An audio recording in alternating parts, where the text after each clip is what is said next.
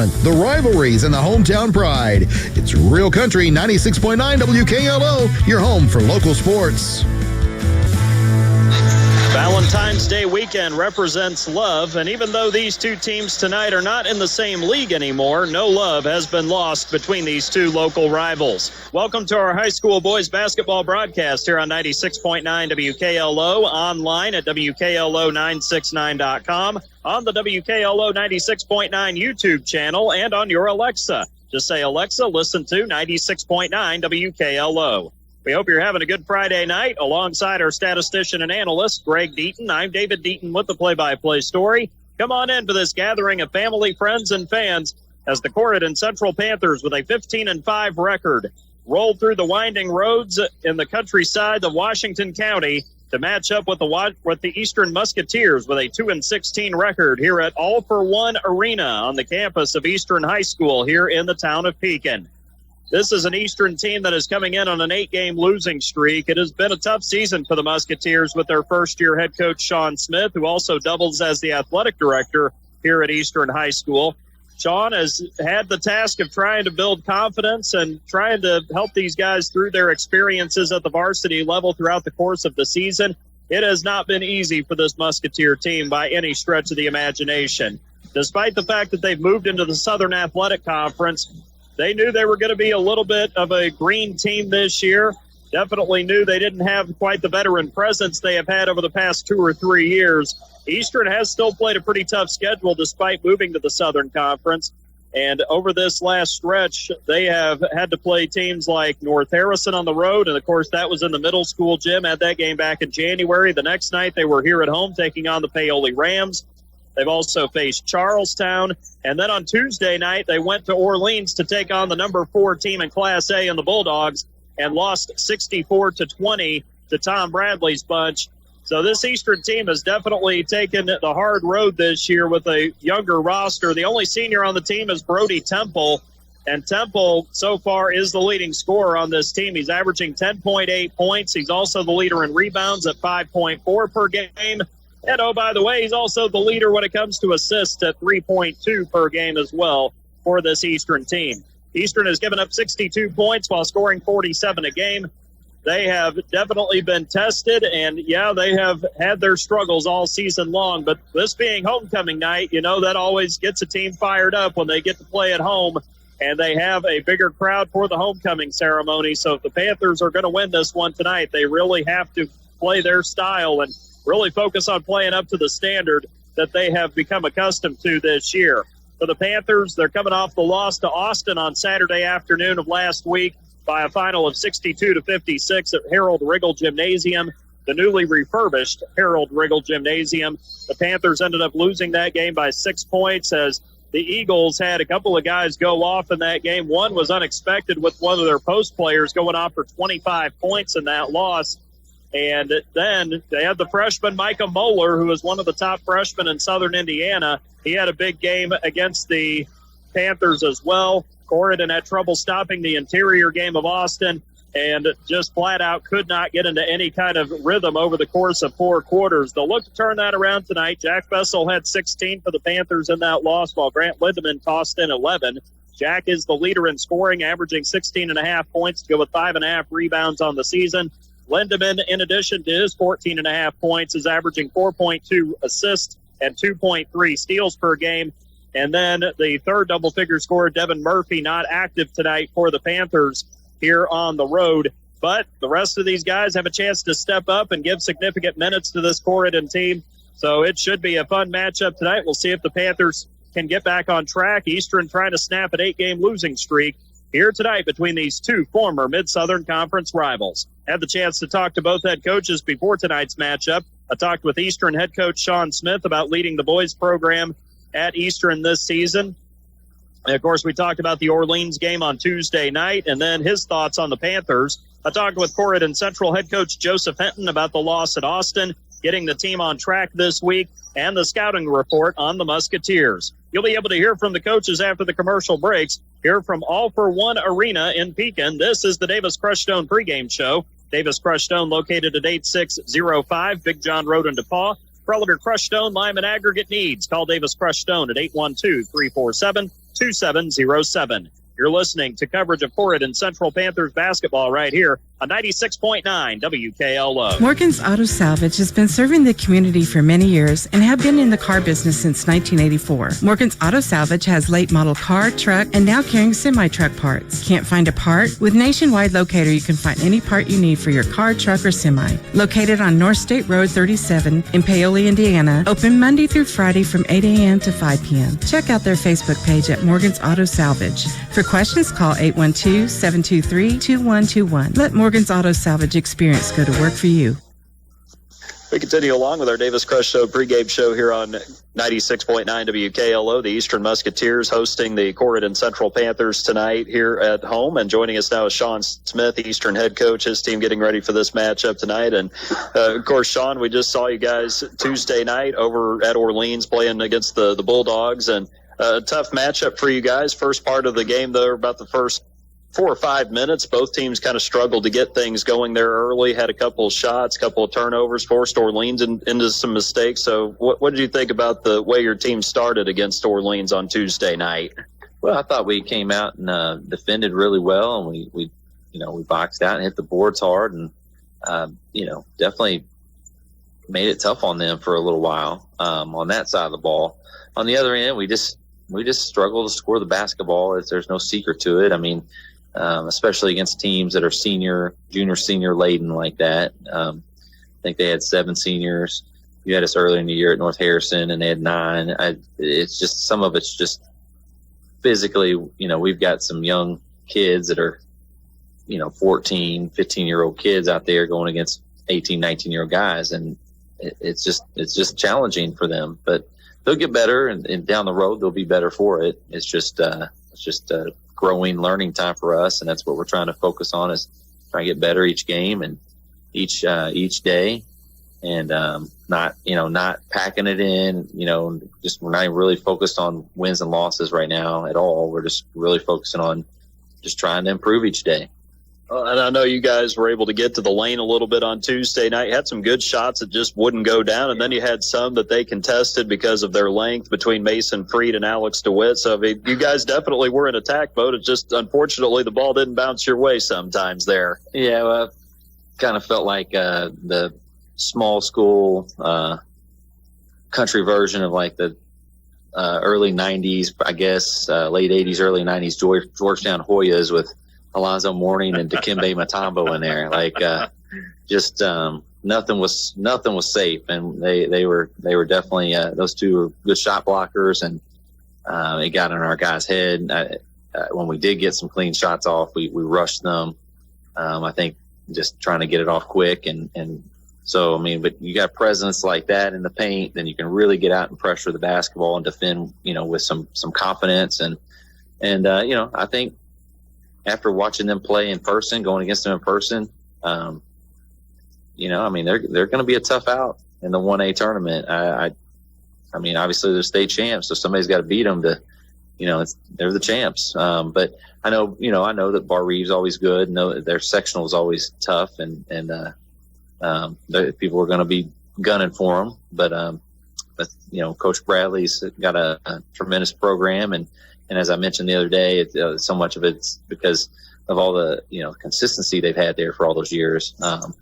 Everybody just is all in on basketball, and that's where you go to play basketball and get better. And they've just got some great players and great basketball teams. No doubt. Well, of course, tonight you turn around, play another very good team with Corydon Central coming in. Homecoming night for you guys here at Eastern as well. So as you look at this matchup tonight with the Panthers, Sean, what stands out to you about this team? Well, before that, I guess, I'm the athletic director. I could have probably said something, but it's just, this was the night everybody wanted to do homecoming. I kind of found it, and I think it's because we had some Saturday home games and Tuesday, so it might have been the only realistic Friday night game that we could do it, but it's just so odd doing homecoming, and then next Friday's our senior night. Right. So it's just odd to me. But anyways, that's what we're doing. We got homecoming, and Corydon, they've got a bunch of juniors and seniors, and good looking athletes there, and length, and it's going to be another chore for us, for our young guys especially. But like I said, you get better by playing good competition. And the one thing is our kids are playing hard. I've had some rebuild situations before, and it's not been enjoyable because of attitude and effort. And these guys here, that's not been an issue at all. Like they have good attitudes every day, and they are fun to be around, and they give a good effort. And when they don't, it's I can easily get after them, and they'll correct it quickly. It's not a challenge to get them to play hard and compete. So we just got to find a way to make baskets. I don't know.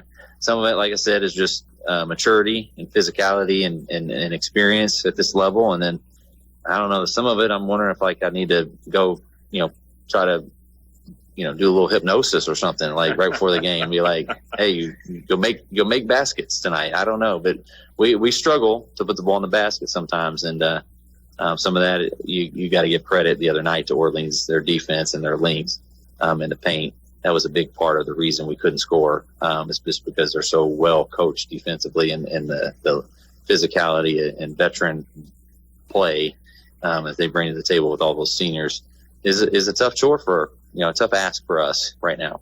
Yeah. As far as your team goes, coming out of Tuesday and coming into tonight, everybody healthy, available, ready to go?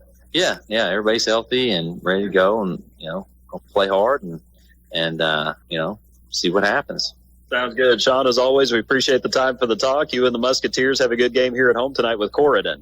Hey, I appreciate it. Thank you. All right. Sean Smith joining us, Eastern head coach here in our Davis Crushstone pregame show. Stay with us. We've got we've got Coach Hinton coming up after the break as you're listening to Corydon Central Panthers basketball here on 96.9 WKLO. Are tax season blues getting you down? Well, worry no more. Introducing Jiffy Tax Shack, your go-to destination for hassle-free tax filing. At Jiffy Tax Shack, they make tax filing a breeze. Experienced team of tax professionals can ensure you get every deduction you deserve.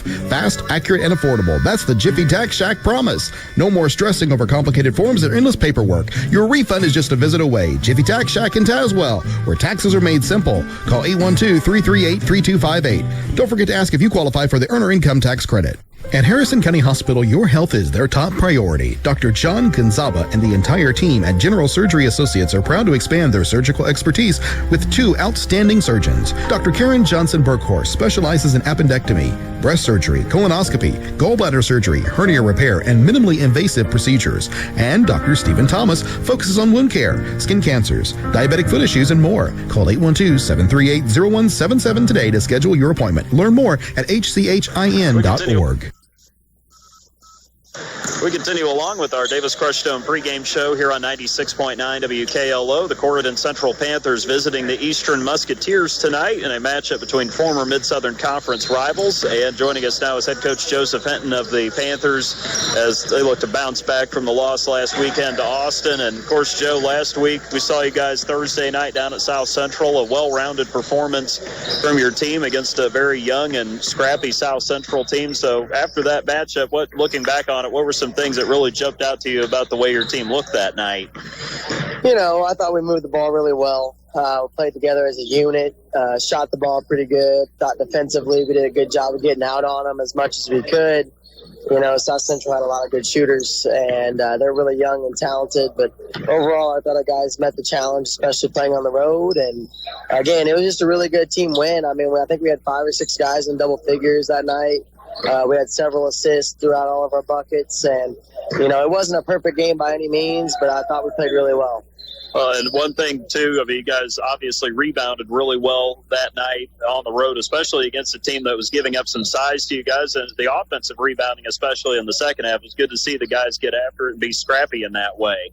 That's somewhere where we struggle at times, and I thought we really attacked it that night. South Central's tallest kid was, 6'1".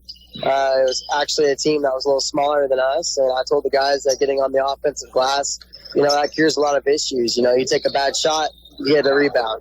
You miss a layup, go get a rebound. You give yourself extra possessions, you give yourself more opportunities to score, and that's how you're capable of scoring 80-something points.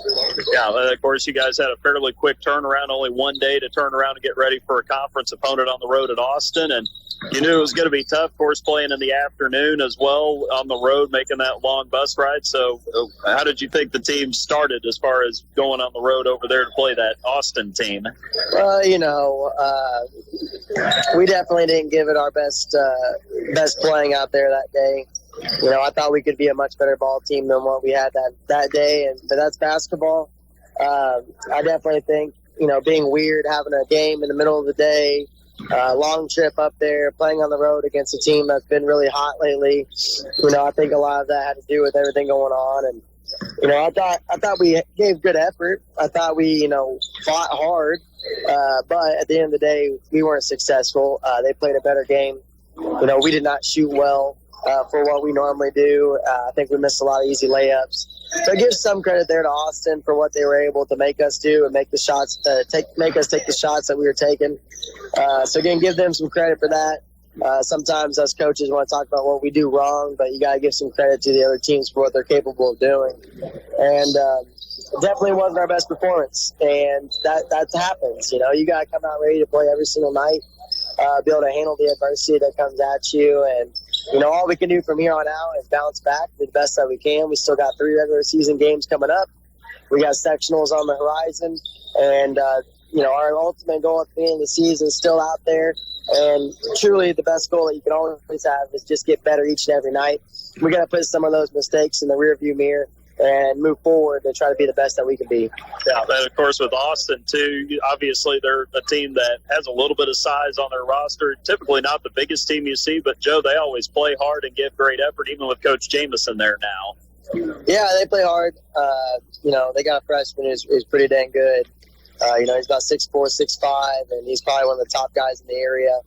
They got a couple other guys that do some good things here and there, and they killed us inside that day. Their center got, I think, 25 points or something like that, and the freshman came out and did really well. They just knocked down shots when they needed to, and got some defensive stops when they needed to, and that really dictated the end of that ball game for us. And it's unfortunate, again, but we can't cry over spilled milk. We got a game tonight against a team that's young and hungry, and we just got to come out ready to play.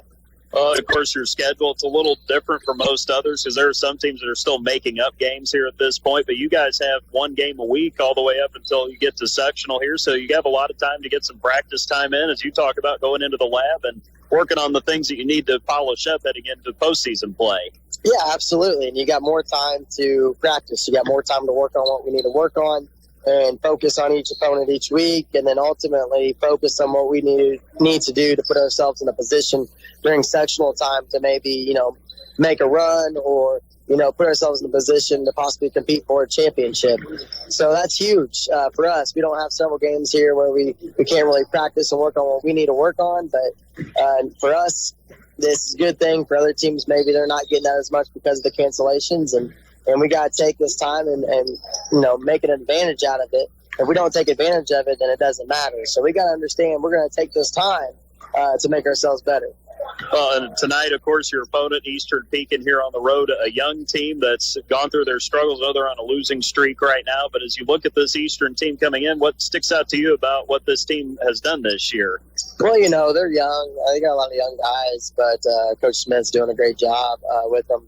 I think they got some talent there at the lower levels. I think they got some guys that play extremely hard. They got some players on them that have a lot of toughness and grit to them, and they're not just going to sit back and watch us win.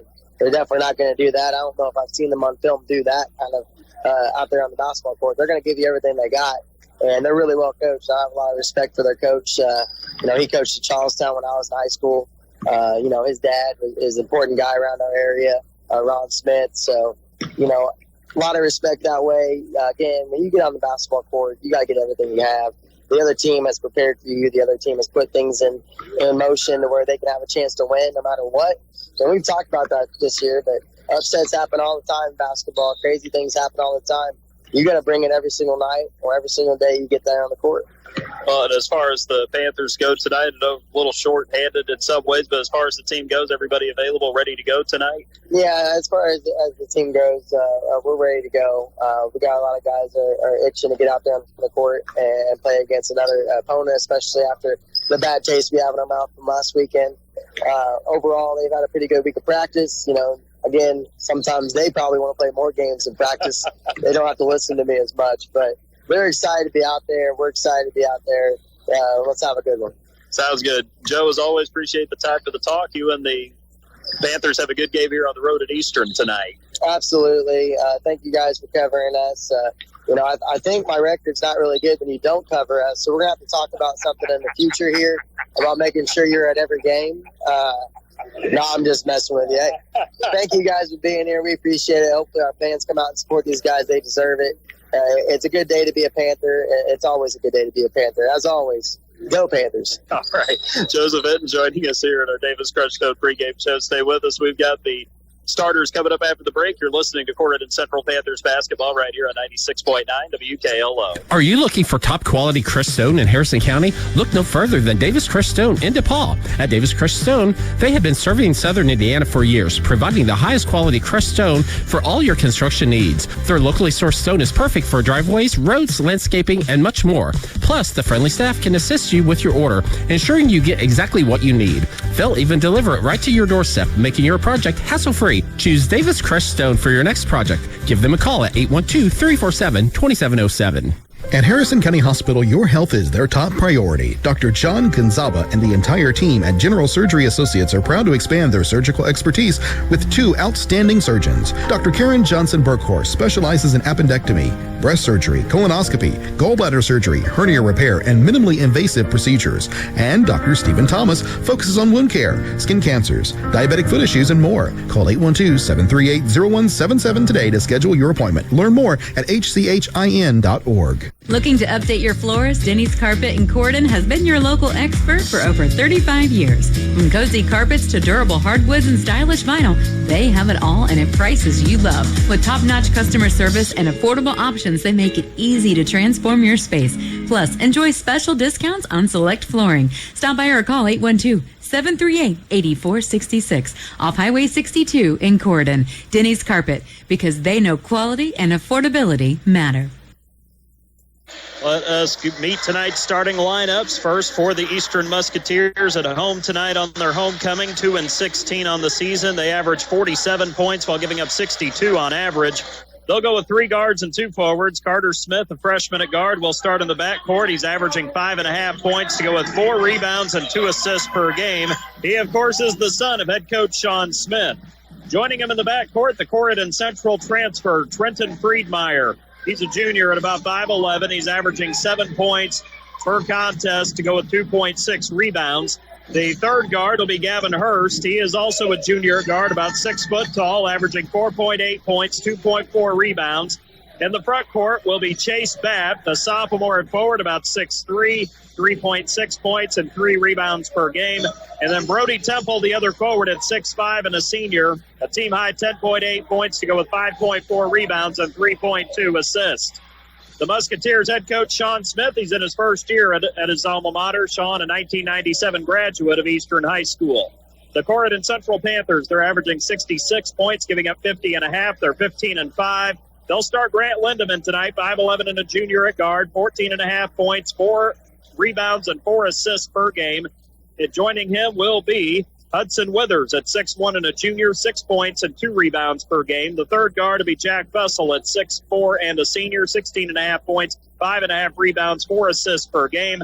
The forwards will be JoJo McCarty, 6'1", averaging 6.1 points and 4.8 rebounds, and Ben Gruber at 6'3" and a junior, 8 points and 5 rebounds per game. The head coach of the Panthers, Joseph Hinton, he's in his 7th season leading the team, and their record with him is 97-67. Panthers will be going from right to left to start off tonight. The tip is batted around multiple times, and finally coming down with it is Ben Gruber in the Corydon front court. The Musketeers will go from left to right. Lindemann gets it from Withers on the right wing, goes to the mid-range to Jack Fessel, takes it to the free throw line, pitches it out to Lindemann up top, down to the post to McCarty, shovels it down low to Gruber. Layup is good left side. Ben was kind of facing toward the free throw line when he got that layup in the air, and the Panthers are on the board first. On the first, Harrison banking Butler scoreboard 2-0 with 7.5 minutes to go here in the opening quarter. The Musketeers have it in their front court. They're in the home white uniforms tonight. Vessel knocks a pass away from Smith to Temple, right side to the top of the arc. The Musketeers have the purple letters and numbers, Musketeers, and the more modern text across the front of the uniform, arced over the number. The numbers and letters are trimmed in gold. They also have the Musketeer head logo with the crossing swords on the back of the jersey above the number. The purple stripe down the side of the jerseys with a purple trim around the collar and the shoulders. And then on the bottom of the shorts, they have the gold fleur-de-lis symbol there on both sides. Panthers home on the road black uniforms tonight as Smith lines up a three right wing. That one won't go off the back of the rim, and McCarty under the basket to get the rebound for Corydon Central. They're in the road black uniforms tonight, white letters and numbers trimmed in old gold. Lindemann drives it down low. Can't get the layup to go first time. Second time, tries to go back up and draws contact there. So it'll be a foul on Eastern that'll send Grant Lindemann to the free throw line as Chase Batt will pick up the foul. The sophomore will pick up his first, team's first. The Panthers also have the old gold trim around the collar and the shoulders. Corydon in medium letters arced over the number on the front of the jersey. The Panther head logo outlined on the back of the jersey above the number. Gold stripe down the side of the uniform. And it features a Panther head on both sides on the bottom of the shorts on both sides there. Lindemann misses the first free throw, a rare miss for Grant, who came in 47 of 52 on the season at 90%, but he does bury the second free throw. So he makes it 3-0 as the Panthers get out to the early lead. 6:50 to go here in the opening quarter on the first Harrison banking Butler scoreboard. Musketeers have it now. Controlling it in the front court is Trenton Friedmeier on the left wing. The former Panther goes to Hurst on the left side in the corner, out to Temple on the right side. Temple gets it down to the right block, skips it to Hurst, three, and he rattles it in to tie it from the left wing. Gavin Hurst and the Musketeers even this at 3 apiece. 6:25 to go here in the opening quarter on the first Harrison banking Butler scoreboard. McCarty driving baseline right side off the pass from Fessel. Dribbles out, gives it to Jack, who replaces him down on the baseline. Jack backs it out to the right arc, and then out to McCarty around left side to Withers, corner to Lindemann, down low to Gruber, straight away to Hudson. And he took a little step there, a little shuffle, the turnover there for Corydon Central. Their first of the night with 6:07 to go here in the opening quarter, still tied at 3. Saw where he's going to go with it, but he just misstepped enough to travel. Temple up the floor, left to right to Smith, up to the top of the key to Friedmeier. Free throw line to Batt, left side to Temple, into the corner to Gavin Hurst. Another high archer. He's on fire tonight now. Gavin Hurst gives Eastern their first lead of the night. He averages 5 points a game. He already has 6.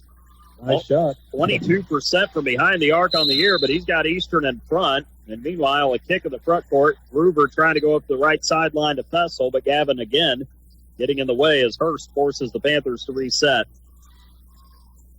Gruber into the backcourt, gives it up to Hudson Withers. He brings it back across the giant Eastern logo at midcourt. Into the wing now to Lindemann. Baseline to Fessel. Navigates the defense. Goes up. Can't get it to go. Ends up going down. A tie-up between him and, I believe, Temple. And the arrow will actually point toward Eastern this time. The Musketeers will get it.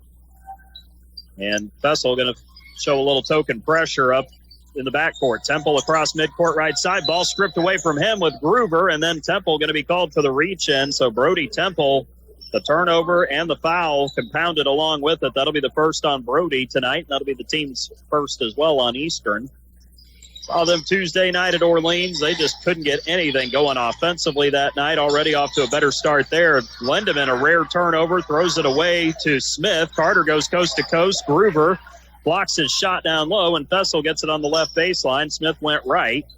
Up the floor now with this Jack Fessel. Drops it off down low to Gruber. Layup is good. Right side off the glass for his 4th point, and the Panthers reel it down to a 1-point deficit with 4:55 to go here in the opening quarter on the first Harrison banking Butler scoreboard. Smith with it, front court, right side volleyball line, down to the wing, up to Friedmeier in the corner, takes it baseline, and he's going to be called for the travel between 2 of his former teammates. 2 of his former classmates, for that matter, JoJo McCarty and Hudson Withers. Well, sure had him trapped down there. He couldn't go anywhere. Those guys were his JV teammates a year ago. Yeah. Kind of wild to think that he's going against his former team tonight, Trenton Friedmeier Here's Lindemann out to Withers, open three right side. That glances off the front of the rim. Rebound tipped around. It was bobbled a little bit, and Carter Smith finally comes away with it on the left perimeter. Gets it up the floor. Temple to the left wing. Down to Friedmeier in the post. Trenton turns, throws up a shot, missed it badly as he fell to the floor. Rebound to McCarty, drives it ahead, gets it inside to Fessel. Jack can't get the layup to go, but he will step to the free throw line for two shots. Draws the foul on the Musketeers, Brody Temple, and this lone senior on this team just picked up his second personal foul. Team's third already with 4:15 to go here in the opening quarter. Eastern going to go to the bench. They're going to send in their sophomore sharpshooter, Jeff Fowler. He has not been in yet tonight. Free throw on the way, front of the rim, and it softly rolls in for Jack, who gets his first point of the night, ties it at 6-all. He is now a 70% free throw shooter, has really improved at the line, especially here over the last month. He willed that one in. He leaned just about over the line before it dropped through. I thought he was going to get a violation on the lane there for a second. Temple out. In for him is Jeff Fowler, the sophomore guard, standing at about 5'11", and the second one goes right down the hatch for Jack. He's got two. The lead back to the Panthers at 7-6, 4:13 to go here in the opening quarter here at All for One Arena, as it's been called now here in Pekin. Smith with it left side, tries to go to Hurst on the right with a bounce pass. Fessel deflected it, but Hurst got it back, gives it up to Friedmeier, right elbow. He loses it. McCarty strips it from him. Ball still loose on the floor. Lindemann had it. Now Smith picks it up at the free throw line, throws it out to Hurst. Gruber deflected it, but Hurst comes up with it, and Coach Smith calls timeout after Hurst recovered it on the left side volleyball line. 3:50 to go here in the first quarter. We are in a close one early. Corydon Central 7, Eastern Pekin 6. You're listening to Corydon Central Panthers basketball on 96.9 WKLO. Hi, this is John Bender. Cooler weather, it's on its way. The Department of Energy says a properly insulated home can save you up to 20% off your heating and cooling expense. So make sure your home is properly insulated this fall. The Owens Corning ProCat Low-Fill Insulation System makes it quick and affordable to properly insulate your home. You can do it yourself, or we can recommend a contractor to help you. Learn how easy you can add insulation with the ProCat Insulation System by visiting us at Bender Lumber. Local people serving local needs for over 90 years. 3:50 remaining in the opening quarter. A little ping pong type action going on out here, or whatever the case may be. The basketball is everywhere right now as Eastern had to call timeout and only down a point. The Musketeers competing very well here early on homecoming night, and a team that's lost 8 in a row, they're a hungry team coming in. Smith off the inbound, gives it to Friedmeier, top of the key, down low to Chase Bad. He gets blocked from behind. Gruber blocked it. McCarty tried to save it, but it goes out of bounds before that, so it will stay with the Musketeers. Might be having a little flashback to Tuesday night when getting into the paint with all those blocked and altered shots that the Bulldogs had on them at Orleans. Inbound to Fowler, went right through his hands, out of bounds into that right corner, so it'll be a turnover to the Musketeers. Eastern will have it. Eli Hoagland will check in, replacing Chase Batt, giving him a chance to catch his breath. Hoagland is about 6'2" and a junior at forward. Carter Smith earlier mentioned he's a freshman. He stands about 5'9". Out there on the floor, Lindemann facing full court pressure, throws it away to Hurst in the front court. And Gavin Hurst going to try to bring it up the floor. Gives it to Friedmeier left side to Fowler. Drives right. Missed the layup badly. Falling down with it is Hoagland, and he's going to be called for the travel as a result. And so the Musketeers, again, struggling to get anything going down in the paint, just like they did on Tuesday. Lindemann will check out. And we see for the first time tonight Hunter Seacat into the contest for the Panthers at 6'1" and a junior, averaging 1.8 points, 1.7 rebounds in 16 games. Jeff Fowler is out, and Chase Batt right back in for the Musketeers. It's Fessel with it off the inbound, runs it up the floor, gives it to Seacat, top of the key, right side to McCarty, drives baseline, and as he did, he ran into Batt, lost the ball out of bounds under the basket, and Eastern will have it again. The Panthers not playing up to their standards so far, especially in the turnover department. Turnovers are horrendous for them. They normally just do not turn the ball over much at all. They average 8 turnovers a game, by the way, just to give you an idea. 3 minutes to go here in the first quarter. The Musketeers not getting it across the timeline. Trenton Friedmeier and Carter Smith both got frozen there, and that's a rare 10-second violation you see at the high school level. So the Musketeers give it up back to the Panthers again. The inbound will come from Seacat, and he'll give it up to Jack Fessel. Jack into the front court with it. Right side volleyball line to Withers above the corner. Down baseline to McCarty. Fakes, goes inside, goes up, lays it in off the rim. Right side, and McCarty will go to the line for a three-point play. He had about 3 of those last week in the South Central win. JoJo will get a chance to make this a 4-point lead. That's now 2 fouls on Chase Batt. So 2 of the biggest guys Eastern has are both in foul trouble. That'll send Jeff Fowler back into the contest for the purple and gold. The free throw for JoJo is on the way. He buries that one, 58% on the season coming in. He, like Jack, has been improving his free throw percentage as we've gotten into February. Batt is out. Fowler is in, joining a lineup that includes Eli Hoagland, Gavin Hurst, as well as Trenton Friedmeier and Carter Smith. The Panthers have Jack Fessel, Ben Groover, JoJo McCarty, Hunter Seacat, and Hudson Withers. Up the floor across the timeline with it is Smith on the left side. Smith takes it between the circles, bounces to Hurst right side, tries to get it to Friedmeier, high post, lost it, recovers it above the corner out on the perimeter. Ball stripped away from him again, saves it into the baseline to Hoagland. Cross court to Smith left wing, down to the corner. Fowler for 3, and he splashes that one in. That's a great ball movement. They went all the way around the perimeter. Well, it started with kind of a breakdown there with Friedmeier, who was trying to keep it alive. He did a great job there as the ball gets into the Corydon front court now. McCarty down to the corner now to Seacat, out to McCarty. Seacat back with it, down low to Fessel. Drives, lays it up, couldn't get it to go, tips it back up and in, even though Friedmeier flopped under the basket that time. The officials saw him fall but didn't call anything, and so Fessel gets the 2 out of that for his 4th point. 12-9 with 1:54 to go here in the opening quarter as the Musketeers advance it across midcourt. A foul is going to be called on Jack Fessel for a reach-in. That foul on Jack will be his first, team's first. It'll be Evan Bennett checking in now for the Panthers. First time we've seen the junior at 6'4", averaging 1.7 points and 1.4 rebounds per game. He is in for Hudson Withers. He and Lindemann are both on the bench. And Friedmeier pulls up for a right elbow jumper. That misses short. Rebound comes down to Groover. Then gets it to Fessel, who brings it across midcourt to the right wing.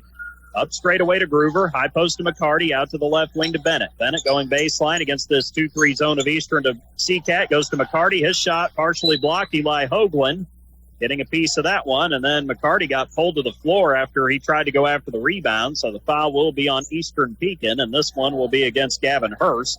That's his first, team's 5th. It'll be double bonus time for the Panthers.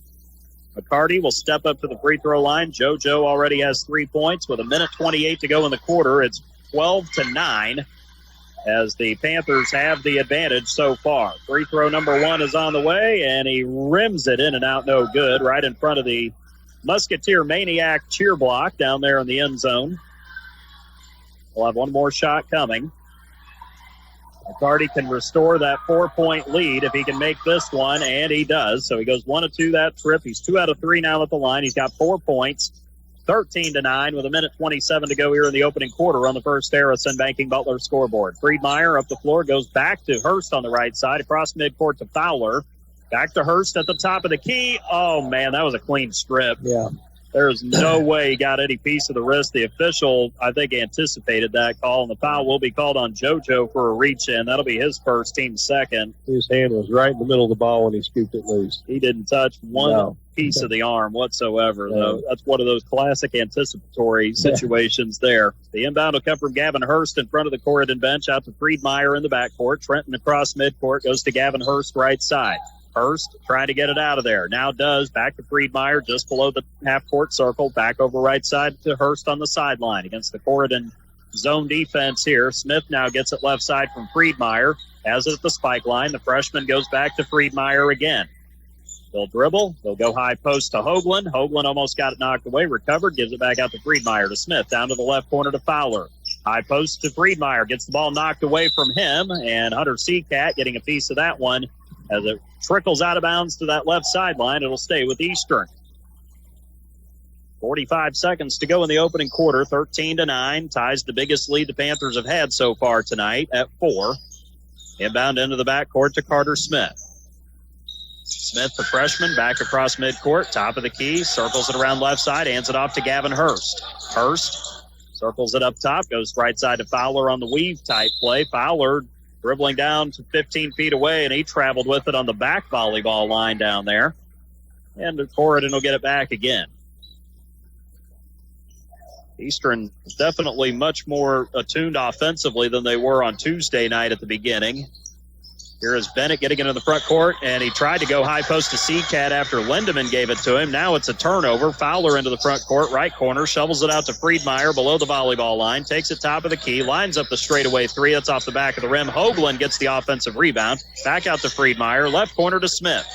Back out to Hurst at the volleyball line to Fowler between the circles with 3 seconds. Fowler gets the ball stripped, recovers it, goes inside, draws contact with 0.2 of a second to go.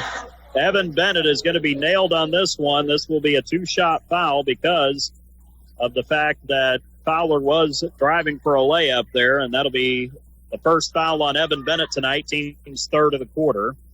Last foul of the quarter, Jeff Fowler at the free throw line. His first free throw rims halfway down and comes out. So he can only cut it to 3. Not sure what his free throw percentage is. Don't have that. We have their overall shooting and their 3-point shooting for the Musketeers. Fowler, second free throw is on the way. He drills that one. All the Panthers have to do is touch the inbound pass. Fowler gets his 4th point, and that will do it for the first quarter here at All for One Arena here in Pekin. 13-10. The Corydon Central Panthers leading the Eastern Musketeers at the end of 1. On the First Harrison Banking Butler scoreboard, you're listening to Corydon Central Panthers basketball right here on 96.9 WKLO. Real country, pure country. 96.9 WKLO, Hardinsburg, Corydon, Paoli. Are you looking for top quality Crestone in Harrison County? Look no further than Davis Crestone in DePaul. At Davis Crestone, they have been serving Southern Indiana for years, providing the highest quality Crestone for all your construction needs. Their locally sourced stone is perfect for driveways, roads, landscaping, and much more. Plus, the friendly staff can assist you with your order, ensuring you get exactly what you need. They'll even deliver it right to your doorstep, making your project hassle-free. Choose Davis Crestone for your next project. Give them a call at 812-347-2707. At First Harrison, the Banking Butler is more than just a banking app. It's who we are. It's a level of service we've delivered for more than 130 years. If you need to borrow money for a home loan, car loan, even loans for boats, RVs, you name it, First Harrison Bank will get you competitive rates with fast, local decisions. Apply online at firstharrison.com. The Banking Butler. It's who we are. Keep it easy. Keep it local. First Harrison Bank. Member FDIC, Equal Housing Lender. It'll be Corydon Central basketball to start the second quarter here at All for One Arena on the campus of Eastern High School here in the town of Pekin, along with our statistician and analyst Greg Deaton. I'm David Deaton with the play-by-play. Glad to have you with us here on this Friday night here on 96.9 WKLO. Streaming online, WKLO 96.9, 96.9.com, and also on our YouTube channel as well. JoJo McCarty getting it down on the left block from Fessel. Couldn't get the layup between the two defenders and Chase Batt and Brody Temple. The rebound to the Musketeers, who will see if they can cut into this 3-point deficit. 13-10 as we just get started here in the second quarter. It's Smith with it right side. Gets out to the corner to his classmate Reese Lindley, a 6-foot freshman at forward. Over to Fowler. To Smith, right corner, dribbles free throw line, pulls up with a jumper, missed it back of the rim, and Hunter Seacat corrals the rebound for the Panthers on the right side. To Lindemann, up the floor to Fessel. He fires a left wing three, missed it long. Rebound came down to Smith, but it was poked away. Seacat picked it up. Then it's a miss for him, and a pass to McCarty. He misses the layup, and then a tie-up comes after that on a jump ball. And the arrow should be Eastern's because Corydon got first possession, so it will be Musketeer basketball. But Panthers just look like they're a little out of sync right now, especially on the offensive end. Eastern's really hanging in there with them on the boards and everything, and it's making it tough on Panthers to get anything rolling tonight. I don't see if Corydon can get their defense cranked up a little more. They've not been able to create turnovers quite at the rate they're used to. Temple has it right side, takes it top of the key, below the top of the arc. Out to Smith on the handoff. Carter takes it right side, hands it off to Reese Lindley. Lindley's averaging 3 points and 2.5 rebounds per game. Handoff to Fowler on the right side. Jeff Fowler drives it to the left elbow, to the lane, gets in. Fessel blocked his shot and it hit the back of the rim. The rebound came down to the Panthers. Up the floor now, Withers gets it inside, and Hudson lays it in left side for his first two of the night to make it 15-10. Largest lead to the Panthers at 6:15 to go in the second. Drive on the other end. Temple misses a layup left side. Lindemann rebound up the floor to Withers. His shot blocked from behind. Fowler getting a piece of that. Smith able to get the rebound for Eastern. Runs it up the floor, top of the key. Passes it off to Jeff Fowler on the right side volleyball line. Fowler to bat on the left side. Withers almost knocked it away. Man-to-man defense for the Panthers. Fowler has it now on the right side. Goes down to the corner to Lindley. Lindley, the son of the band director here at Eastern, Matt Lindley. He has it stolen on the entry pass. And a coast-to-coast layup. Fessel turning his body, not able to finish. McCarty batted the rebound out of bounds. The Panthers, man alive, 5:41 to go in the quarter, only up by 5. Trenton Friedmeier will check in, replacing Reese Lindley. Chase Batt is out. And Gavin Hurst is back in for Eastern. Timeout on the floor with 5:41 to go, second quarter. It is 15-10. Corydon Central leading Eastern Pekin. You're listening to Corydon Central Panthers basketball on 96.9 WKLO. Living with arthritis or an autoimmune condition can be tough, and at Harrison County Hospital, they're here to help, and they're excited to welcome Rachel Waite, APRN, the newest rheumatology specialist. Rachel takes the time to listen, create a treatment plan just for you, and give the support you need to feel your best. Ready to take the next step toward relief? Call her today at 812-734-3800 or learn more at hchin.org/rheumatology. Harrison County Hospital, celebrating 75 years of caring for our community. Eastern Pekin and Corydon Central in a duel here at All for One Arena here on the campus of Eastern High School in Pekin tonight, along with our statistician and analyst Greg Deaton. I'm David Deaton with the play-by-play. It is Carter Smith out of the timeout, bringing it up the floor across the timeline to Brody Temple on the right side. Skip pass over. Seacat knocks it away, steals it from Smith, and he drives right side for the coast-to-coast layup. First two of the night for Hunter Seacat, and that's the Panthers finally getting out in transition. Up the floor, Hurst, open left corner three. Buries another one, and Seacat was flying across his face when he shot it. He's got 9. Gavin Hurst now. Here's Withers with it left side across midcourt against the pressure. Lost it, gets it back, goes to Jack on the right side, drives it down low, and he lays it up, drawing a foul on the Musketeers. Foul is on Eastern, and it'll be on Gavin Hurst. That'll be his second. Hurst, Brody Temple, and Chase Batt all have 2 fouls for the Musketeers now. So far here tonight, a good crowd out for this one on homecoming night here at Eastern. Free throw on the way for Jack. Knocks that one home. He's got his 5th point of the contest. Starting to see the Panthers pick it up a little bit. They called timeout, and you can tell Joseph Hinton was making it a point. We got to play with a lot more urgency than we have so far. They just had a lot of trouble getting going tonight. Eastern's done a good job. They're slowing them down. They're doing that, but a miss on the second free throw. McCarty misses the putback, goes up a second time, draws contact, and he will go to the free throw line for 2 shots. And they missed a bunch of those, too. A lot of close-range shots, and that's not a characteristic of what Corydon's been about this year. Not typical or normal for them at all. Foul is on Jeff Fowler of the Musketeers. His first, team second of the quarter. 2 shots now for JoJo McCarty. He's going to try to extend the lead a little more. Does as he hits that first free throw, rattles it in. Sean Smith having a teachable moment with his sophomore guard and Jeff Fowler down there on the sidelines. He's been doing both jobs. We talked to him Tuesday. He said it has been he said last week was a long week, hosting girls sectional and then coaching the boys. He said, I leaned on my coaching staff a lot as JoJo knocks in the second free throw. But Sean's got a lot of good help down here at Eastern, and that has gone a long way in getting through the last week or so. It's a lot of stress just doing one of those jobs, let alone both of them. That's just an incredible amount of stress on any one person. So it's good he's got the faculty he's got behind him. Bat out, Temple out, Bat back in for Eastern. A turnover there from Brody Temple up that right sideline before that, and it's 20-13 Corydon Central. 4:49 to go here in the second quarter on the first Harrison Banking Butler scoreboard. Still facing the zone. Lindemann pops a long 3 from the volleyball line straight away. That one's short, and the rebound tip to Gavin Hurst. Hurst gets it to Carter Smith across the timeline. He goes left side up the floor on the far side of the court from our vantage point here at the top of the sunken gym. Cross court to Gavin Hurst on the right wing, down to the corner to Reese Lindley, who's out there with Trenton Friedmeier and Chase Back. Corydon Central out there with Withers, Groover, McCarty, Lindemann, and Seacat. Hurst has it right side, goes down to the corner. Lindley hits a three.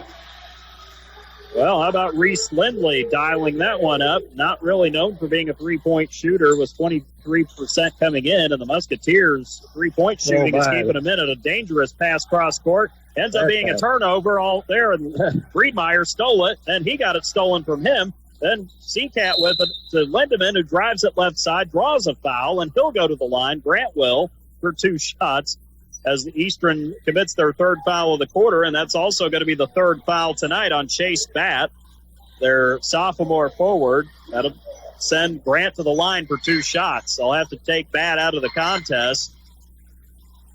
I think that's about the 3rd or 4th time that the ball has changed possession 3 or 4 times in just a few seconds. It's back and forth like a ping pong ball. It's just crazy how much of that we've seen tonight. Eastern has the lead down to 5. Lindemann stretched it back out with a 21-16 margin right now. 3:54 to go here in the second quarter on the first Harrison Banking Butler scoreboard. Second free throw is up and good for Grant. All 3 of his points have been on free throws. Eastern has not made a 2-point shot. All 5 of their field goals have been 3 so far. Inside the arc, they were 0 for 4 in the first quarter. They're 0 for 3 here in the second, so they're 0 for 7 inside, and they struggled mightily against Orleans. Only made 2 shots inside the arc on Tuesday night. So that is something that they're going to have to correct here tonight. Smith across the timeline, wraparound pass from left to right to Hurst. Baseline to Eli Hoagland, who's back in there, the junior forward. Back out to Hurst near the timeline, right side. Up to Hoagland at the volleyball line. Back out to Hurst, goes high post to Friedmeier. Evan Bennett came over to try to defend him as he's back in there again. Evan just picked up his 2nd foul of the night. First on the Panthers here in the second quarter. Overextended, trying to go over the top. So the Panthers lineup right now is Ben Groover, Jack Fessel, as well as JoJo McCarty, Hudson Withers, and Evan Bennett. Inbound to Hurst, right wing. Gets it away from Groover, drives down low, throws it up off the glass, hit the front rim too strong. Rebound McCarty. He's able to grab it down low. Eastern now 0 for 8 on 2-point shots tonight. Fessel has it up the floor across the timeline to the right. Lobs it over against the zone to McCarty, down low to the corner left side, and Withers whirls home a 3. Took a trip around the rim before it went down, and that is the first time the Panthers have connected from long distance tonight. Kind of opposites in that regard for both teams. Smith, right side, kicks it over to his classmate Lindley. Cross court to Hurst. 3 from the left corner off the back of the rim. Hoagland got the rebound. He's trying to keep it away from the Panthers. McCarty reached in to try to knock it away from him, but JoJo definitely got the forearm that time, and that'll be his 2nd foul here in the first half. That'll be the team's 2nd of the quarter. Hunter Seacat going to have to come back in for the Panthers. He will replace JoJo in the lineup with 2:49 to go second quarter. Panthers now up 9 after that Hudson Withers 3 at 25-16 on the first Harrison Banking Butler scoreboard. Smith, the inbounder between the E and the A of Eastern on the left baseline, lobs it all the way to the backcourt to Trenton Friedmeier, who let it bounce a couple of times. Friedmeier brings it top of the key, right side to Lindley. Tried to dribble up top. Man. Gruber steals it. He's going to go up for the easy layup. I thought he might try to go up for the 2-hand sandwich. What I thought was going to happen, too. Thought he was going to go for the pot roast there. 2:35 to go second quarter. 27-16. Panthers now up double digits on the Musketeers. You're listening to Corydon Central Panthers basketball right here on 96.9 WKLO. Are tax season blues getting you down? Well, worry no more. Introducing Jiffy Tax Shack, your go-to destination for hassle-free tax filing. At Jiffy Tax Shack, they make tax filing a breeze. Experienced team of tax professionals can ensure you get every deduction you deserve. Fast, accurate, and affordable. That's the Jiffy Tax Shack promise. No more stressing over complicated forms and endless paperwork. Your refund is just a visit away. Jiffy Tax Shack in Tazewell, where taxes are made simple. Call 812-338-3258. Don't forget to ask if you qualify for the Earner Income Tax Credit. Corydon Central has now taken the lead to double digits. They have scored, I believe, the last 7 points now, 27-16, and we're starting to see them come back into what they're accustomed to being. But this Eastern zone is really, it's like it's thrown the Panthers on their heels, and it's thrown them off kilter offensively so far. Panthers have been just kind of sputtering on their offense. They get something going for a little bit, and then it falls apart. And now they're starting to get things working properly for them, what they normally do. But Eastern's had a big hand in that. They're really clamping down on every chance they get. The Panthers are finally starting to turn deflections into turnovers, and they're starting to get a few more runouts now, and that's what this team also thrives on. Yeah, that's a big part of their game, and they're good at it when they get going. So just got to continue to disrupt this Eastern team, and Eastern already looks significantly better than they did on Tuesday night at Orleans. They've improved every game we saw them, in my opinion. They took a step back from the first time we saw them to Tuesday, but still, they look a lot better tonight. And then there's a steal in the back on the front court. Groover knocks it away, and then he missed, only for Jack Fessel to come in and lay it up. Timeout called from the Eastern bench, as they will burn a quick timeout here. So we will keep it with them. Coach Smith very unhappy about the way that all occurred there. That's exactly what he was trying to get stopped. Yeah, burn another timeout, talk it over again. He's got 2 left. He's getting their attention. Making sure that they understand what they need to do. 29-16. Panthers have scored 9 unanswered points. We'll just keep it here since it is a short timeout. I see Taylor Drury, the girls' coach, across the way from us. Want to congratulate her Lady Musketeers on winning sectional here on their home floor last week. They've got the Austin Lady Eagles tomorrow afternoon at 1 o'clock. They'll be playing at Charlestown in regional play, so we want to wish Eastern and Austin well tomorrow as they face each other, former MSC rivals all but a year ago. It's still mind-blowing that Eastern has left the MSC, but now they're in the Southern Athletic Conference. It is Fowler across midcourt, drives it down low, and Evan Bennett tried to slide in to stop him, but he went to the floor. Blocking foul is whistled against Evan, and that's now 3 on him as far as fouls go. That'll be the 3rd foul of the quarter on the Panthers now, with 2:01 to go until halftime. They're still up 29-16. Grant Lindemann back in. He'll replace Bennett. He's out there with Hunter Seacat as well as Ben Groover, Jack Fessel, and Hudson Withers. Hudson deflects the inbound pass, and then a tie-up between Hoagland and Seacat, 15 feet away on the right side. And the tie-up will favor the Panthers on the arrow this time. Good job by Hudson to get a hand on it there. Yeah. And force that tie-up.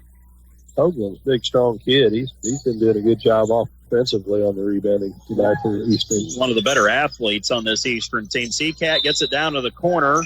Right side went down low to Fessel, and I think Hoagland was the one who raked it away from him there on that right baseline. Carter Smith will come out, the young freshman for Eastern, and Brody Temple back onto the floor. Joining Hoagland, Gavin Hurst, Jeff Fowler, and Trenton Friedmeier. The inbound comes to Fessel, right wing.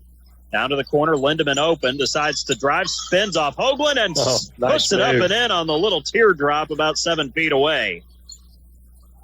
That was a really nice job there by Grant to read the defense there. Up the floor, Hurst into the front court to Jeff Fowler. Takes it to the left corner, backs it out to the volleyball line. He lost it for a moment, then recovers, bounces to Hurst, who takes it down to the right side near the baseline. Back out now to Fowler between the circles. Temple gets it left side, takes it baseline, goes up, and lays it in for the first 2-point basket tonight for the Musketeers. Nice drive. 31-18, 1:09 to go in the quarter. Mid-range shot for Fessel. Rolls off the front back rim, rolls off, and Eli Hoagland in front of the basket is able to corral the board. Temple has it into the front court now.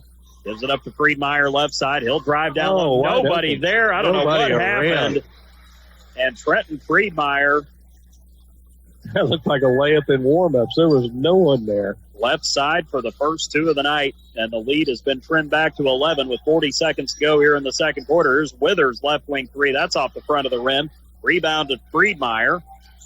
Friedmeier gives it up the floor, tried to go to Hoagland. He sailed it over his head out of bounds into the left baseline, and it will be Panther basketball with 32 seconds left here in the first half, up by 11 at 31-20. Musketeers have had more problems with turnovers here in the second quarter. It's Lindemann, Withers, Fessel, and Seacat on the floor with Groover for Corydon. For Eastern, Jeff Fowler, Eli Hoagland, Brody Temple, Trenton Friedmeier, and Gavin Hurst. Withers has it from Lindemann on the left side of the floor. Hudson will hold there at the volleyball line. Coach Hinton giving instructions with 12 seconds to go. Over to Lindemann, half-court circle. Right side to Seacat along the sideline. Baseline to Fessel. Jack gives it to Groover, falls down, gives it up to Hudson. His fadeaway turnaround for 15 feet, misses back rim. Fowler gets the rebound, tries to throw something up there and missed it short. from three-quarter court on that left sideline to close out the first half of play. Not the prettiest half of basketball, but the Panthers do have a double-digit lead at 31-20 heading into the locker room here at All for One Arena here in Pekin. Coming up, we'll have our halftime report, and we'll take a look at first half stats and analysis, and we'll also give you score updates if we have some available to you as well. The Panthers up 31-20 on the First Harrison Banking Butler scoreboard heading into the locker room at halftime. You're listening to Corydon Central Panthers basketball on 96.9 WKLO. Giving parental permission for children to drink might feel like a chance for safe supervision, but the reality is you're increasing the risk of future alcohol abuse and negative consequences.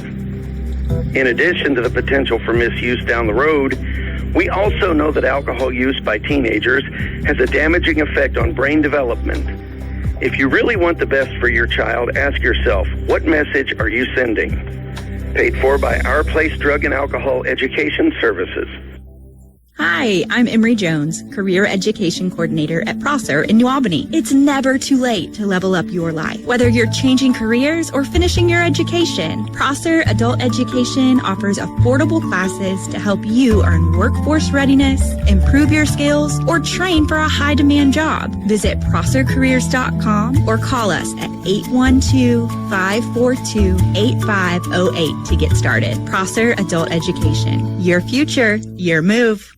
At Harrison County Hospital, your health is their top priority. Dr. John Gonzaba and the entire team at General Surgery Associates are proud to expand their surgical expertise with two outstanding surgeons. Dr. Karen Johnson Burkhorst specializes in appendectomy, breast surgery, colonoscopy, gallbladder surgery, hernia repair, and minimally invasive procedures. And Dr. Stephen Thomas focuses on wound care, skin cancers, diabetic foot issues, and more. Call 812-738-0177 today to schedule your appointment. Learn more at hchin.org. Well, it has been a scrapping first half of play, and it was definitely a much closer game than some might have expected it to be in that first quarter. But it is a Corydon Central double-digit lead here at halftime by a tally of 31-20 on the First Harrison Banking Butler scoreboard. The Panthers led by as much as 13 in that first half, led 29-16, and led 31-18 there at one point. The Eastern Lady Musketeers, the sectional champions a week ago here in their home building, they're going to be playing in that regional championship game at Charlestown tomorrow afternoon at 1 o'clock at the Charlestown Sports Arena. They'll take on their former conference rivals, the Austin Lady Eagles, at 1 o'clock. And again, congratulations to Eastern on winning sectional last week. Also, congratulations to head coach Jared Peterson and his Austin Lady Eagles on winning their sectional on their home court last week. Should be a fun matchup tomorrow. And if you have a chance to get down to Charlestown and watch that, you might want to do that because Silver Creek and Jennings County will be playing right after that in game 2 at 3 o'clock. So ought to be a great crowd, great atmosphere down there at Charlestown tomorrow. And so we'll see how all of that comes together as the Mid-Southern Conference still pretty well represented through the postseason in Class 2A and 3A with Austin and Silver Creek. Here at halftime, again, 31-20, Corydon Central in front. Let's go through the scoring and shooting here on this homecoming night for the Musketeers. Let's start with their side of things here. And so far, the leading scorer has been Gavin Hurst, and he has been deadly from the outside so far through the first 2 quarters of play. Buried a couple of trays there in the first quarter and then knocked down another one early in the second quarter. Hurst has 9. He is the leading scorer. He came in averaging 4.8 points per game, so he's nearly double that average here tonight with his ability to knock down the outside shot. Jeff Fowler, he also buried a tray in the first quarter, 1 out of 2 at the free throw line. He's got 4 points. Reese Lindley, a 3-point shot to his credit in the second quarter. He has 3 points. Also for the Musketeers scoring in the first half were Brody Temple. He got a basket for 2 in the second quarter, and then Trenton Friedmeier, sorry about that, basket for 2 there in the second quarter off a wide open drive. Friedmeier and Temple both have 2 points so far for Eastern. Carter Smith has seen some time out there in the first half. Same with Chase Batt and Eli Hoagland. None of those guys have scored so far for Eastern in this contest. The Musketeers were 3 of 10 shooting in the first quarter. They improved to 4 of 10 in the second quarter. So far, 7 out of 20, 35% shooting, a modest percentage, but already much better than they were 3 nights ago at the Doghouse in Orleans. 3-point shooting has been the key for Eastern, keeping them in the game early. They were 3 of 5 in the first quarter. They were 2 of 4 in the second. So thus far, they are 5 out of 9 from behind the arc, good for 56%. And 1 out of 2 at the free throw line. Jeff Fowler getting that in the first quarter. They are 50% as a team from the stripe. So far, on the Corydon Central side of the ledger, so far it has not been a very pretty game for this Panther team here on the road tonight. Knew it was not going to be easy. It's never easy when you come into another team's gym on homecoming night, regardless of what the record is. And yes, Eastern's 2-16, but they sure have not played like a 2-16 team to their credit so far. Meanwhile, for the Panthers, it's been a struggle to find consistency on the offensive end of the floor. To this point, though, balanced scoring. Jack Fessel is the leader in the scoring to this point. 7 points for Jack. He got 2 free throws and a basket for 2 in the first quarter, 1 out of 2 from the line in the second quarter, and another basket off an offensive rebound. Fessel has 7. JoJo McCarty and Ben Groover each scored 6. JoJo went 2 of 3 at the free throw line and got a basket for 2 in the first quarter, and then buried a pair of free throws in the second quarter. Groover, 2 baskets for 2 in the first quarter, another basket for 2 in the second. Ben's got 6 along with JoJo. Hudson Withers, 5 points, all in the second quarter. Got a 2 off a drive on a breakaway, and then buried a 3 in that second quarter as well. Hit the first and only 3 for the Panthers in that first half of play. As for the rest of the team, Grant Lindemann has 5 points himself. He and Hudson both have 5. Grant 3 out of 4 at the free throw line, and a basket for 2 there late in the first half. And then Hunter Seacat with a 2 himself there in the second quarter. He's got 2 points to this point for the Panthers here tonight. The only one who's played but not scored is Evan Bennett for Corydon Central. The Panthers were only 4 of 9 shooting in the first quarter, 6 out of 17 in the second quarter, so they are just 10 out of 26 from the floor so far. Good for just 38%. Overall, they were 0 for 1 from behind the arc in the first quarter, 1 of 4 in the second. They are 1 out of 5 for 20% from outside the arc, but they have been doing well on free throws, 10 out of 13 so far for 77%. It was 13-10. Corydon led at the end of the first quarter. They did a little better in the second quarter, outscoring the Musketeers 18-10 to take the lead at 31-20. 2 ties early on and 2 lead changes between the two teams in that first half. Rebounding to the Panthers, 16-11 so far over Eastern. The Musketeers have 2 offensive rebounds among those 11, and both of them went to Eli Hoagland. Hoagland was the leading rebounder for Eastern. He had 4 in that first half. Carter Smith, 3 rebounds. Trenton Friedmeier, Jeff Fowler, Gavin Hurst, and Reese Lindley all had 1 defensive rebound apiece in that first half. For the Panthers, 8 offensive rebounds among their 16 total. JoJo McCarty, 7 rebounds, 3 offensive, 4 rebounds for Jack Fessel. He has 3 offensive rebounds as well. Grant Lindemann and Hunter Seacat both had 2 rebounds, both had an offensive rebound. Ben Groover with 1 rebound on the defensive end in the first half.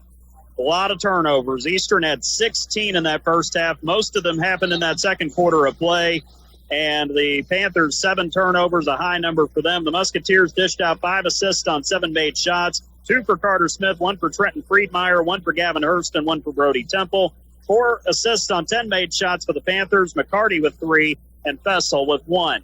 We'll take one more break. We'll come back here in the third quarter with the Panthers leading 31-20 on the First Harrison Banking Butler scoreboard. You're listening to Corydon Central Panthers basketball here on 96.9 WKLO. Hi, this is John Bender. Cooler weather, it's on its way. The Department of Energy says a properly insulated home can save you up to 20% off your heating and cooling expense. So make sure your home is properly insulated this fall. The Owens Corning ProCat low-fill insulation system makes it quick and affordable to properly insulate your home. You can do it yourself, or we can recommend a contractor to help you. Learn how easy you can can add insulation with the ProCat insulation system by visiting us at Bender Lumber. Local people serving local needs for over 90 years. Are you looking for top quality crushed stone in Harrison County? Look no further than Davis Crushed Stone in DePaul. At Davis Crushed Stone, they have been serving southern Indiana for years, providing the highest quality crushed stone for all your construction needs. Their locally sourced stone is perfect for driveways, roads, landscaping, and much more. Plus, the friendly staff can assist you with your order, ensuring you get exactly what you need. They'll even deliver it right to your doorstep, making your project hassle-free. Choose Davis Crushed Stone for your next project. Give them a call at 812-347-2707.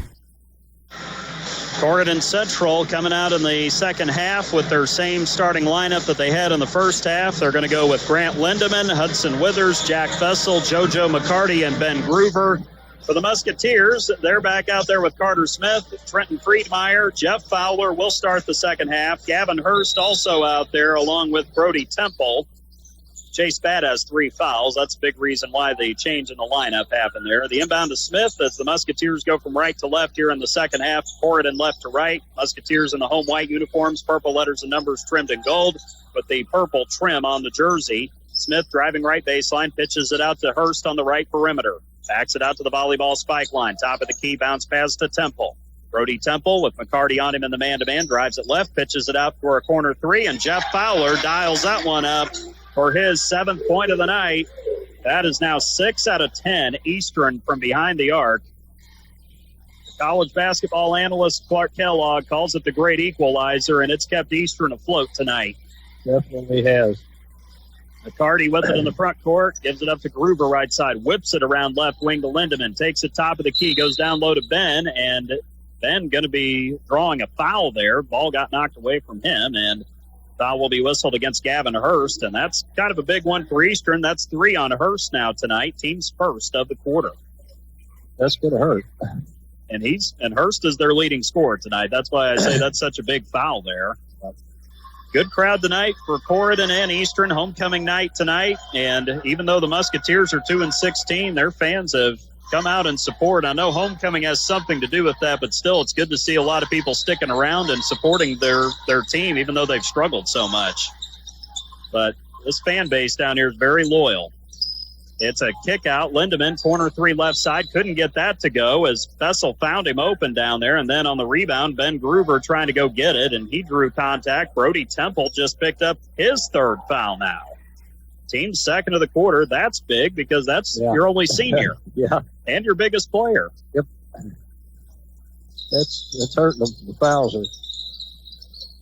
Left baseline, Lindeman inbounds it to McCarty on the left wing. JoJo takes it up top, bounces to Fessel, turnaround shot, 15 feet, couldn't get it to go. Groover tips the rebound to himself out to Withers, right wing 3. Dial that one up for Hudson Withers for his 8th point of the night.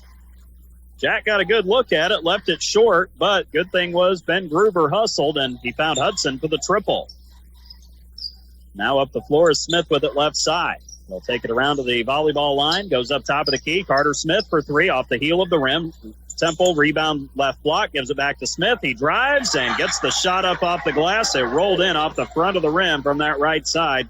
First 2 of the night for the freshman Carter Smith. The lead down to 9 at 34-25 on the First Harrison Banking Butler scoreboard. 6:12 to go here in the third quarter. Across midcourt, McCarty right side, up to the wing to Fessel. Drives into the paint, out top to McCarty. Bounce pass left wing 3. Fessel, Jack rims it in for his 10th point of the night. He can hit those this year. Yep. Definitely improved his outside shooting. Up the floor with it is Friedmeier. Got it from Fowler across the midcourt stripe, down the middle. He'll take it left side. Trenton will now slide it over to the right. Tried to go to Fowler. Ball got knocked away. Fowler almost came up with it anyway, although he lost it out of bounds off his shin on that far sideline. And so it will end up being Corydon basketball on what is now the 17th turnover of the night for the Musketeers now. Yep. Goodness gracious. Not good for him. Well, Corydon working it around. It's McCarty to Fessel right wing. Eastern back into the 2-3 zone. Round to Lindeman left side. Corner for Withers. 3. Hudson buries another one. His 11th point tonight. Lindeman finding him in that corner. 40-25. The lead out to 15. Now Eastern's been hitting the threes, and now Corydon's starting to get cooking out there. It's Smith into the front court to Fowler left side, slides it across the top, goes to Hurst right side. He'll take it up to the top of the arc this time, backs it out right side, pops it over to Friedmeier left wing, slides it down low, hand off to Smith in the left corner. He'll slide into the lane, turnaround shot. Nice move from Carter Smith. Nice. Little short shot from about 8 to 10 feet away. Freshman showing his skill set a little there. However, this time he gets burned. Fessel gets it down low. Lindemann finds him in the post, and Jack just lays it in with Smith flying it in behind him there on the right side. There was no way Carter was going to win that matchup. Yeah, big mismatch. Very few, actually. It doesn't matter how big you are. Jack's done that to a lot of people this year. Not only is he tall, he can jump. He can get the ball up over and elevate. Eastern trying to move it around in their front court against the man-to-man. Fowler almost traveled, got it to Smith on the baseline. It was a little too far out in front. Carter couldn't save it, and the turnover again to the Panthers. That's 18 now on the night for this Eastern team. It's really beginning to wear on them. They see a little bit. You see, they're just kind of losing their confidence more and more as that goes along, and that's something you can't afford to do against a team like this. Fessel driving right side of the basket, missed the layup off the back rim. It's a rebound to Brody Temple of Eastern.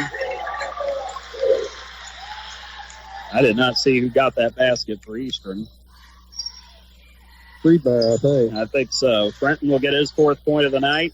They got down the floor pretty quick there. McCarty lost it in the lane, able to pick it up from left to right, goes to Lindemann on the baseline. Grant drives in, throws up the shot, wouldn't get it to go.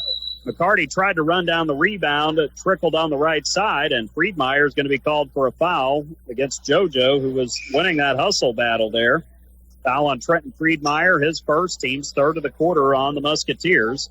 Jeff Fowler will check out, as will Gavin Hurst. Reese Lindley and Eli Hoagland return to action for the Musketeers. Inbound will come between the R and the N of Eastern, right baseline. Hudson Withers lobs it to Grant Lindemann on the right wing. Lindemann drives in, and he'll be called for the charge. Temple slid in there to take that charge on the right side of the basket. It's a good play. Not only a foul, but a turnover on the Panthers there. Grant picks up his first, and that'll be the team's first of the quarter. Grant took it to the bucket, but he got position on him and took care of business.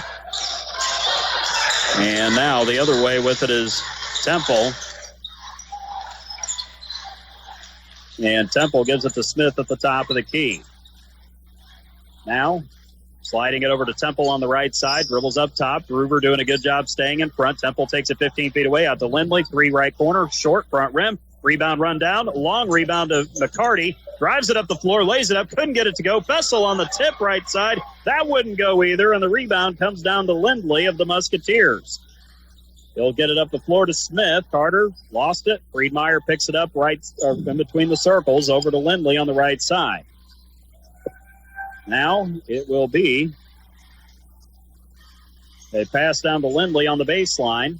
Lindley out to the wing now to Temple right side, and a foul is going to be called. I don't know if that's on Temple. It's away from the ball on Hudson Withers. Foul on Hudson. That'll be the first on the junior, and that'll be the team's 2nd of the quarter tonight as well. And the inbound will come from the baseline. Grant Lindemann out. And in for him is Hunter Seacat. First time we've seen Hunter in there in the second half, the junior at 6 foot. Temple goes left baseline with it. Groover tried to take it away. However, he fell into the baseline out of bounds, and that'll keep it with Eastern. But Ben just not quite able to get that turnover there on Temple. Just couldn't keep his balance either. Inbound will come from the left baseline. It will be Reese Lindley from the A of Eastern. They got to have a towel to wipe down the court there on that left baseline area there. With 2:41 to go third quarter, 42-29. It is Eastern trailing the Corydon Central Panthers on the First Harrison Banking Butler scoreboard. Inbound, Lindley, wrapped around pass to Smith left wing. Carter Smith out to the front, top of the key. Takes it right side to Friedmeier. Stepping in to steal it is Ben Groover. Ben lost it, got it back, then goes to McCarty, front court left side to Groover, and he just drops it in over the front of the rim for the easy 2. Right in between defenders, by the way. That is 8 on the night now for Ben Groover. Charlestown leading Floyd Central 27-25 at halftime. Here's a drive, and Brody Temple taking it down to the right side of the basket for his 4th point of the night. Timeout on the floor with 2:11 to go in the third quarter. 44-31 as the Panthers lead by 13 over Eastern. You're listening to Corydon Central Panthers basketball right here on 96.9 WKLO. At First Harrison, the banking butler is more than just a banking app. It's who we are. It's a level of service we've delivered for more than 130 years. First Harrison is here to make it easy for local business owners with real estate loans, construction loans, SBA loans, lines of credit, treasury management, and merchant services. You will get competitive rates and fast local decisions. The banking butler, it's who we are. Keep it easy. Keep it local. First Harrison Bank. Member FDIC, Equal Housing Lender. 44-31, 2:11 to go here in the second quarter of play on the First Harrison Banking Butler scoreboard. Corydon Central in front of the Eastern Musketeers. Alongside our statistician and analyst, Greg Deaton, I'm David Deaton with the play-by-play. We appreciate you joining us tonight here on 96.9 WKLO, streaming online, WKLO969.com, as well as on our YouTube channel, WKLO 96.9, and on your Alexa as well. Jack Fessel out of the timeout, brings it across the midcourt stripe, has it on the right side volleyball line to Hudson Withers on the left. Back right again to Jack, right at the top of the key. High post to McCarty below the free throw line. Give and go back to Fessel. Drives in, shot is blocked. Temple got a piece of that one, and here comes Eastern with it. Friedmeier up the floor to the left baseline. Drives it inside, goes to Eli Hoagland, who came in during the break. It's stolen. Seacat able to get it away from him to Withers. Up the floor now to Fessel into the front court to the left. Jack slides it up top, goes to Withers on the left perimeter. Hudson throws a fake, goes back out top to Jack. Fessel driving on Temple, turns.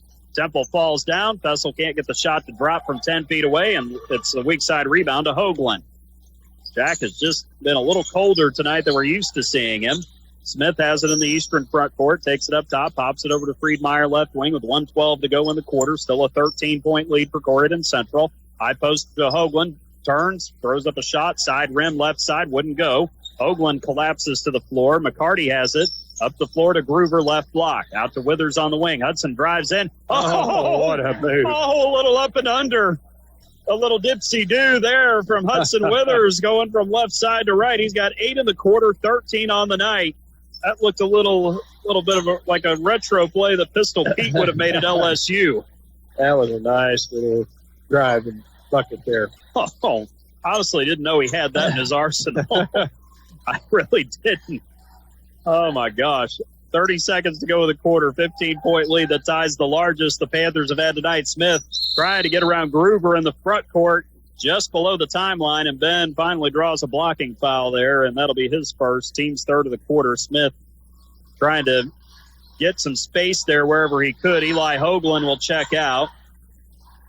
Brody Temple and Chase Batt are back in there. Well, Batt is back in. Lindley goes to the bench. First time we've had Batt here in the third quarter.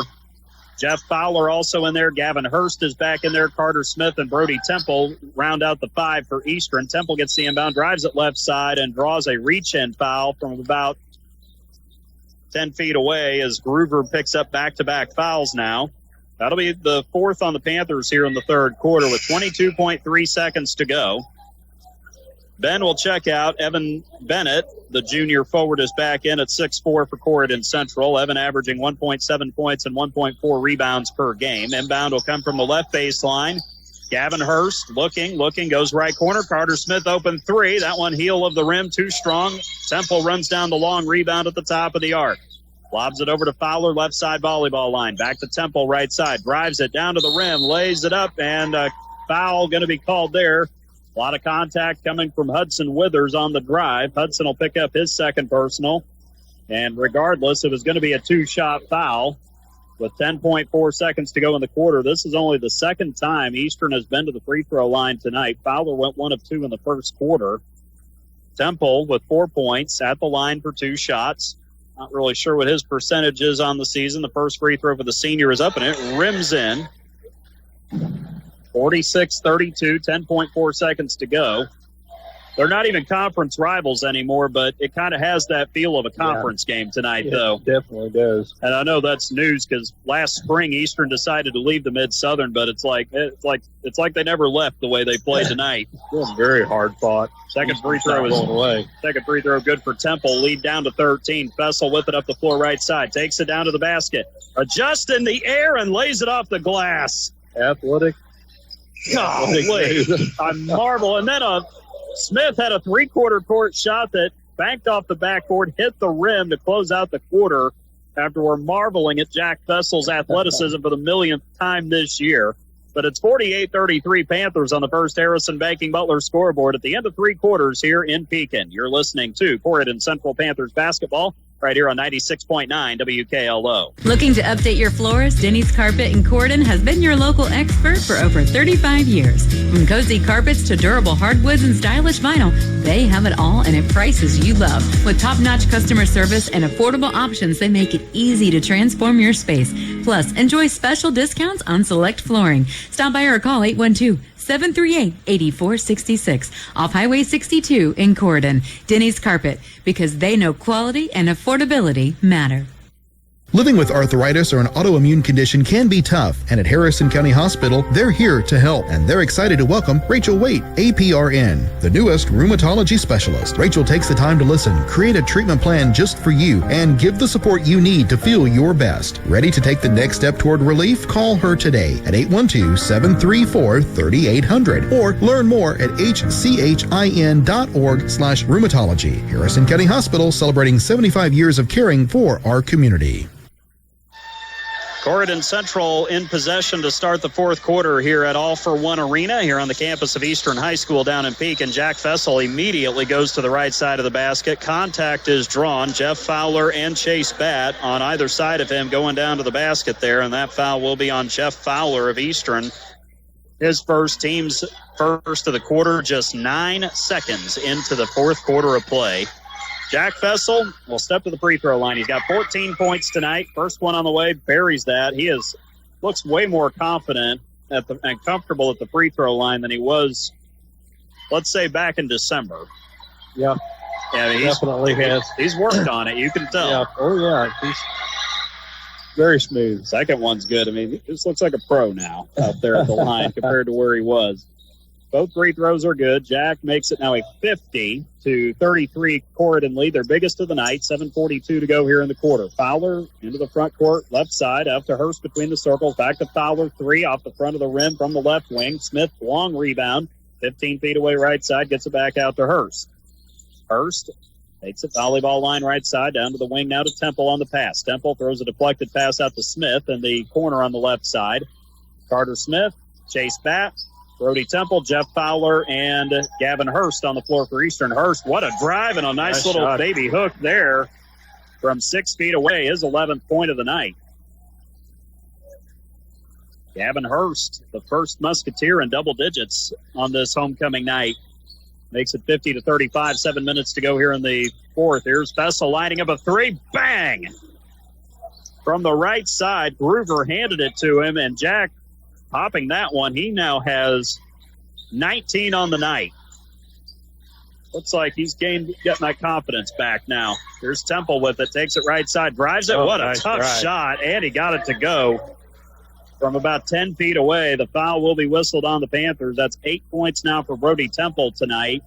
Foul was on Ben Groover, who has had the assignment of trying to guard Temple tonight. That'll be the first on the Panthers in the quarter, but the third on Ben tonight.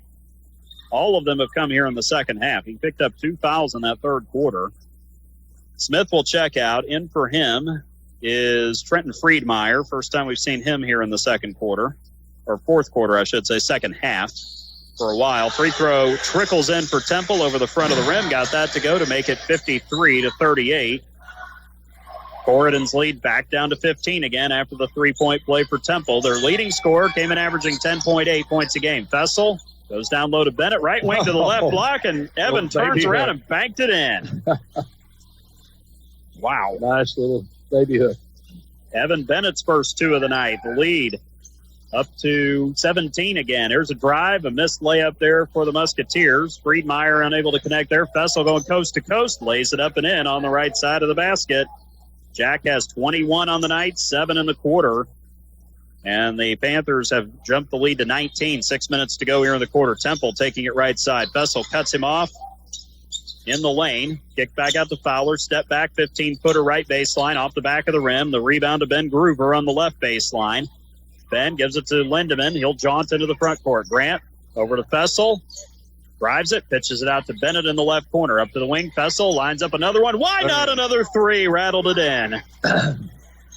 That's 10 in the quarter now and 24 on the night for Jack Fessel, the senior. Holy Toledo. He has come alive in this fourth quarter. 60-38. 5:35 to go fourth quarter. Timeout, Sean Smith and Eastern on the First Harrison Banking Butler scoreboard. You're listening to Corydon Central Panthers basketball on 96.9 WKLO. Hi, I'm Emery Jones, Career Education Coordinator at Prosser in New Albany. It's never too late to level up your life. Whether you're changing careers or finishing your education, Prosser Adult Education offers affordable classes to help you earn workforce readiness, improve your skills, or train for a high-demand job. Visit ProsserCareers.com or call us at 812-542-8508 to get started. Prosser Adult Education. Your future, your move. Living with arthritis or an autoimmune condition can be tough, and at Harrison County Hospital, they're here to help, and they're excited to welcome Rachel Waite, APRN, the newest rheumatology specialist. Rachel takes the time to listen, create a treatment plan just for you, and give the support you need to feel your best. Ready to take the next step toward relief? Call her today at 812-734-3800 or learn more at hchin.org/rheumatology. Harrison County Hospital, celebrating 75 years of caring for our community. 5:35 left here in the fourth quarter here at All for One Arena on the campus of Eastern High School here in the town of Pekin, along with our statistician and analyst Greg Deaton. I'm David Deaton. Thank you for joining us tonight here on 96.9 WKLO, whether you're listening to us on your radio dial, online, or on your Alexa device. We appreciate you tuning in tonight here to this contest. Corydon Central on defense out of the Eastern timeout. Trenton Friedmeier right side with it to Carter Smith left side. Takes it to the paint. Pulls up below the free throw line. The shot well short. Chase Batt tried to chase it down at the last second, but could not get it there, and Panthers will retain or will get possession back on their side. Eastern returning out of the timeout with Carter Smith, Brody Temple, Gavin Hurst, as well as Trenton Friedmeier and Chase Batt. The Panthers have Grant Lindemann, Hudson Withers, who lines up a three and nails it from the top of the key. Hudson, he acted like that was not a big deal at all. A little nonchalant with the three there. He was definitely ready. 63-38, less than 5 minutes to go with the fourth. The lead out to 25. Temple driving into the paint, out to Smith. Left corner three is short. Batt had the rebound, still fighting for it inside. Finally plucks it out of there. Around three with three Panthers around him. Smith out front goes to Friedmeier. He drives, and Trenton Friedmeier lays it in off the right side rim for his 6th point of the night. Friedmeier has first 2 in the quarter. Up the floor, Fessel, right to left, pass to Withers on the wing. Straight away to Lindemann at the volleyball spike line. Grant used up his dribble, goes to McCarty on the right wing. JoJo spins. Friedmeier, and he lays it in, and that was pretty. Off his former teammate, no less. 65-40. Seeing some moves tonight we haven't seen from some of these Panthers this year. So it's good to know they have them. Here's Batt, left to right drive. Couldn't get it to go. Bennett doing a great job defending there. Rebound to Corydon Central. Up the floor. Fessel pulls up. He's feeling it. He hits the jumper just below the free throw line from the right side. Man, he's feeling it right now. 67-40 with 3:53 to go. Down low, Temple gets it right side. Got the basket and drew the foul. He has now scored his 11th point of the night. Ties Gavin Hurst for the most that Eastern has on the night as far as team highs. Evan Bennett commits the foul. That'll be his 4th. Team's 2nd of the quarter on the Panthers. Bennett had 3 fouls in the first half. Substitutions. Batt and Hurst are out for Eastern. And we see Court Rice in for the first time tonight. Rice is a sophomore guard, standing at about 6 feet tall. Temple's free throw is only one is up. It's short. Bennett corrals the rebound in the lane, keeping it away from Rice. Up the floor to McCarty left side, into the corner to Withers. Throws a head fake, throws another one out to McCarty on the wing. Fessel right at the top of the key. Again. He's unconscious now. Yeah, just give me the ball. It'll go in. That is his 15th point of the quarter. He has 29 points now, and I think that's a career high for Jack. As far as when we've covered him, I think. For sure. I mean... Wow. One basket away from 30. Incredible. A foul in the lane. Friedmeier getting it from Temple from the left side, and Hudson Withers going to be charged with the personal this time. That'll be the third on Hudson. Team's third of the quarter. 3:23 left. Panthers finally have breathing room, up 70-42, but it's not been this easy all night. No. You didn't really start seeing them distance themselves until the end of the third quarter. Inbound lob to Temple left side. Drives it to the free throw line. Looks, pitches it out to Smith left side. Takes it up top, and gives it up to Friedmeier on the right wing. Down to the corner to Court Rice. Rice circles it around to the top. Hands it to Smith. Carter Smith drives it right. Bounces to the corner. Friedmeier three. That one off the back of the rim. Rebound Rice underneath, and he'll draw contact on the Panthers, that is. This one will be on Jack Fessel. The second foul on Jack, and the team's fourth of the quarter. Panthers still with that lineup of McCarty, Withers, and they have Beckett Likes out there as well. Beckett is a freshman at 5'10", 4 points in 3 varsity games this year. Rice buries the first free throw for the Musketeers. I don't think he's played a lot of varsity this year. He's averaging just over a point a game in varsity play. Makes it now 70-43 with that free throw. Second one misses. The rebound to Temple left side. Drives it baseline, lays it off the glass, and good. Brody Temple's 13th point of the night. 70-45. The lead is 25 for the Panthers. Fessel driving in. 31 points. He lays it up and draws the foul over the front of the rim. He has 17 in the fourth quarter. Had an incredible second half. Gravy. He's outscored Eastern by 5 so far in this quarter. Remarkable. Reese Lindley comes up a little gimpy there. The foul will be on Brody Temple, his fourth, and the team's second of the quarter. He's making it look easy. It's not as easy as Jack's making it look, but he is making it look easy, though. Jack is just so athletic. He jumps well. He's quick. He's smart with the ball. He's an excellent athlete all the way around. He crosses the 30-point threshold. His free throw, he eyes it, he puts it up, and he buries it. 32 points for the senior. He has put this team on his back in the fourth quarter. Not going to give Eastern a chance to hang around. Carter Smith with it in the Eastern front court. Gives it to Court Rice. Drives it right to left. Goes baseline to Friedmeier. He goes up between 2 defenders. Can't finish. Rebound tipped out to Withers. Throws it ahead to Fessel. Jack one-on-one with Temple. Goes up off the glass. He finally missed a shot in the fourth quarter off the back rim. And Reese Lindley comes down with the rebound for the Musketeers. Up the floor, a drive and a foul. Temple trying to get that to go. He draws the foul on Hudson Withers, and that's going to be 4 on Hudson now. He joins Evan Bennett with that amount. That's the 5th foul of the quarter on the Panthers, and they send Brody Temple back to the free throw line again, where he is 3 out of 4 tonight. Temple has 13 points. He leads Eastern in scoring with 2:21 left in this fourth and final frame. 73-45 Panthers. Free throw is up and good for Brody Temple. Nice shot. Real smooth. Looks like he's much more locked in than he was on Tuesday night. It wasn't just him, but Eastern never could find any footing, especially going inside on Orleans. They couldn't get shots to go in at all. Orleans has that reputation now, too. Yeah. Big time. Well, Mason Freed didn't help with that at all. The 6'6" center. That second free throw is good for Temple. He'll check out. That might be the last we see of him. He put forth a really good effort tonight. Nice recovery for him. And now Cordell Hurst comes in his stead. Hurst is a junior forward who stands at about 6'3", and he is averaging 1.3 points a game. Evan Bennett back on the floor. JoJo McCarty gets by Court Rice on the baseline. Tried to shovel it to Bennett, but Friedmeier stepped in to steal it. He runs it all the way to the other end. Layup, not there, but he draws the foul on Hunter Seacat going down the right side of the paint. And the foul will be whistled on the junior guard for Corydon Central, his first.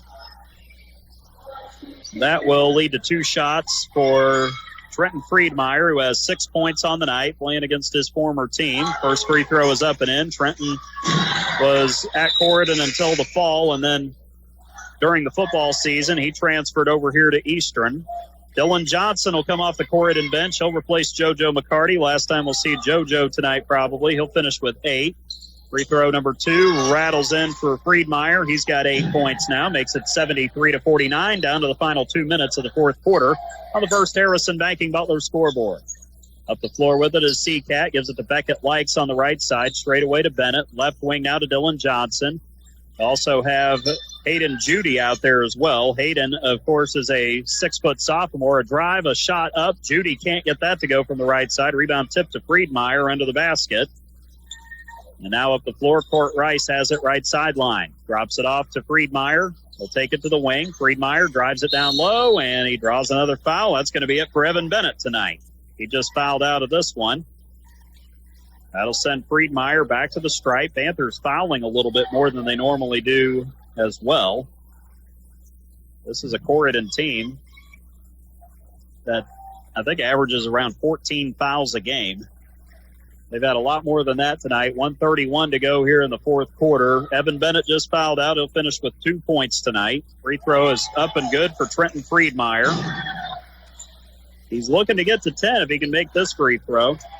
Musketeers have been great at the free throw line here in the fourth quarter. Second free throw off the back of the rim. Rebound tipped. Still tipped. Friedmeier ends up coming up with it at the free throw line. Gets it down low to Reese Lindley on the right block. Out to Carter Smith. 3 right wing. Glances off the right side rim, off the backboard, and to Hunter Seacat's hands under the basket. Down to 1:15 to go. It's a 23-point lead. Panthers are going to win this one tonight. Seacat drives right.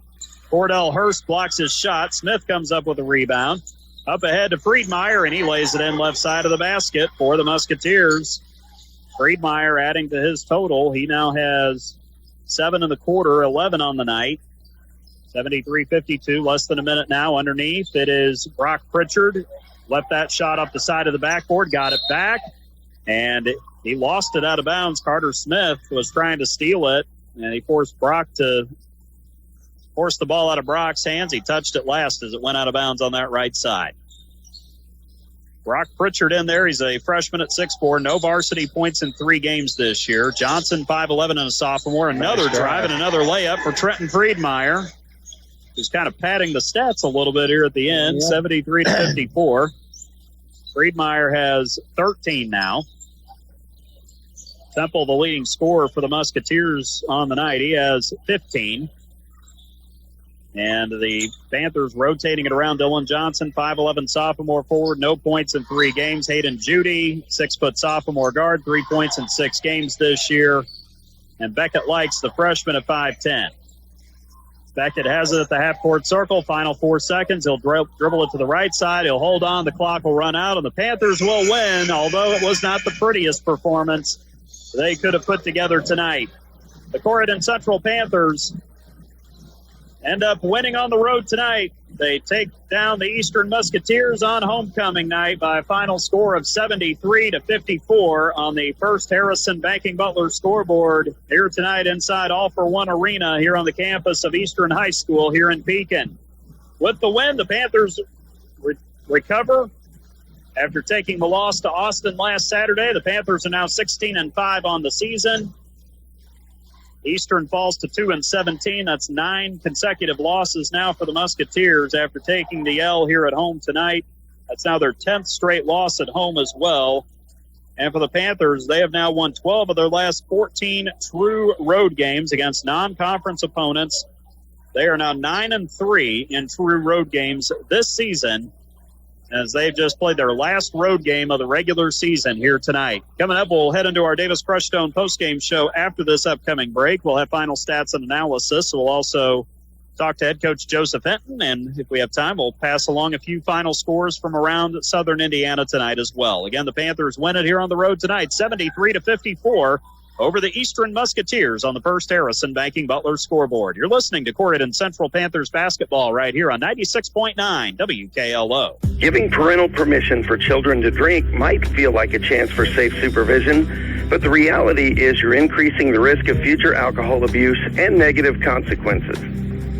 In addition to the potential for misuse down the road, we also know that alcohol use by teenagers has a damaging effect on brain development. If you really want the best for your child, ask yourself, what message are you sending?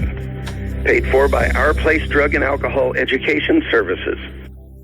Are you looking for top quality Crestone in Harrison County? Look no further than Davis Crestone in DePaul. At Davis Crestone, they have been serving Southern Indiana for years, providing the highest quality Crestone for all your construction needs. Their locally sourced stone is perfect for driveways, roads, landscaping, and much more.